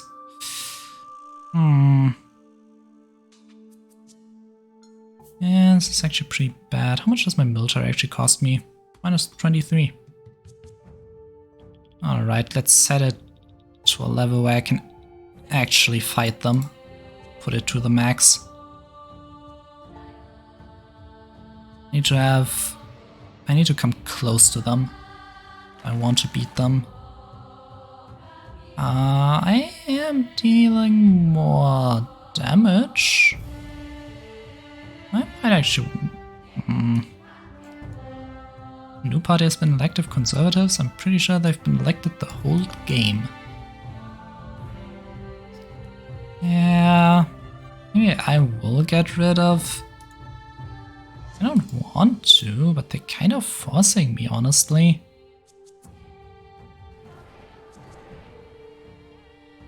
A naval battle. Do have the better navy by far. I guess I'll step up recruitment. This is gonna really cost me.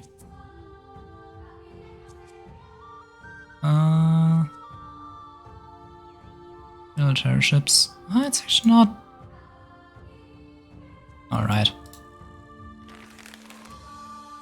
It's time to invest in a navy anyway. Once I get across the sea.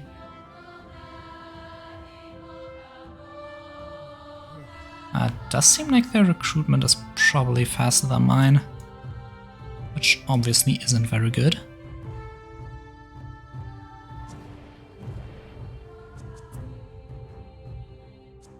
Okay, I might actually start winning naval battles now.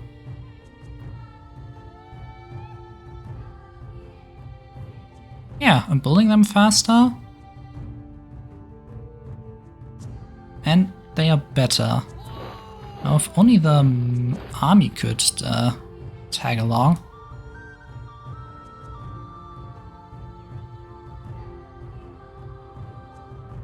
I don't really think I'm losing this.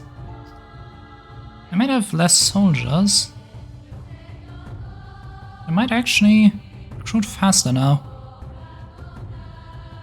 Yeah, I'm out recruiting them.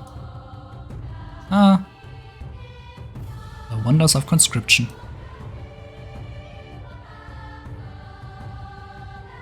Are you sure I'm losing this? It's increasing war score by quite a lot. Yeah, I should start winning the next naval battle, if it actually comes to that. Let's increase it. After all, my population growth will not be stopped by some measly conscription. I really didn't need that right now, reactionaries. They really have to sabotage me in the war. Let's see what war economy actually does. Reduces food and trade goods. Well, I guess we can keep it where it is. And I might as well institute war taxes. Population should accept them. Okay, I have the bigger navy, so next, please, a naval battle. And my army is recruiting slower? Is it recruiting slower? My conscription went up. Holy orders are at full power. Should be, at least. Military technology is perfect. Military efficiency is perfect. Yeah, I feel there's nothing I can do. Hey, why am I losing war score? Oh no, I'm gaining war score. Ah, that's a first. Didn't even know how that looked. So that's how it feels to win a battle. Yep. Seems like they've lost too much power. Enemy probably invested too much in this war. That's probably the reasoning.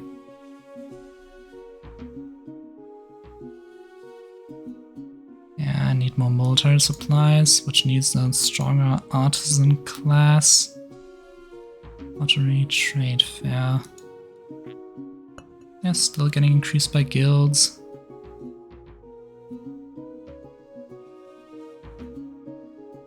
Okay, now a naval battle so I don't lose the war.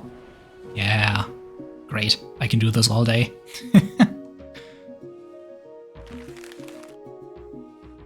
Don't really see how I can...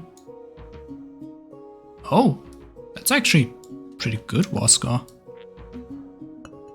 Well, caravels. Make my navy even more powerful. Fantastic. When did I become a naval power? Well, my land forces are still losing. Maybe it is actually... Maybe it is actually my revolutionaries, enemies that are dumb. The reason I'm doing bad. But I think I'll do this tomorrow further. I like doing this. Let's save this as India. And thank you for watching. Hope you had fun. I'll be back tomorrow at the same time, probably continuing to play this. And goodbye.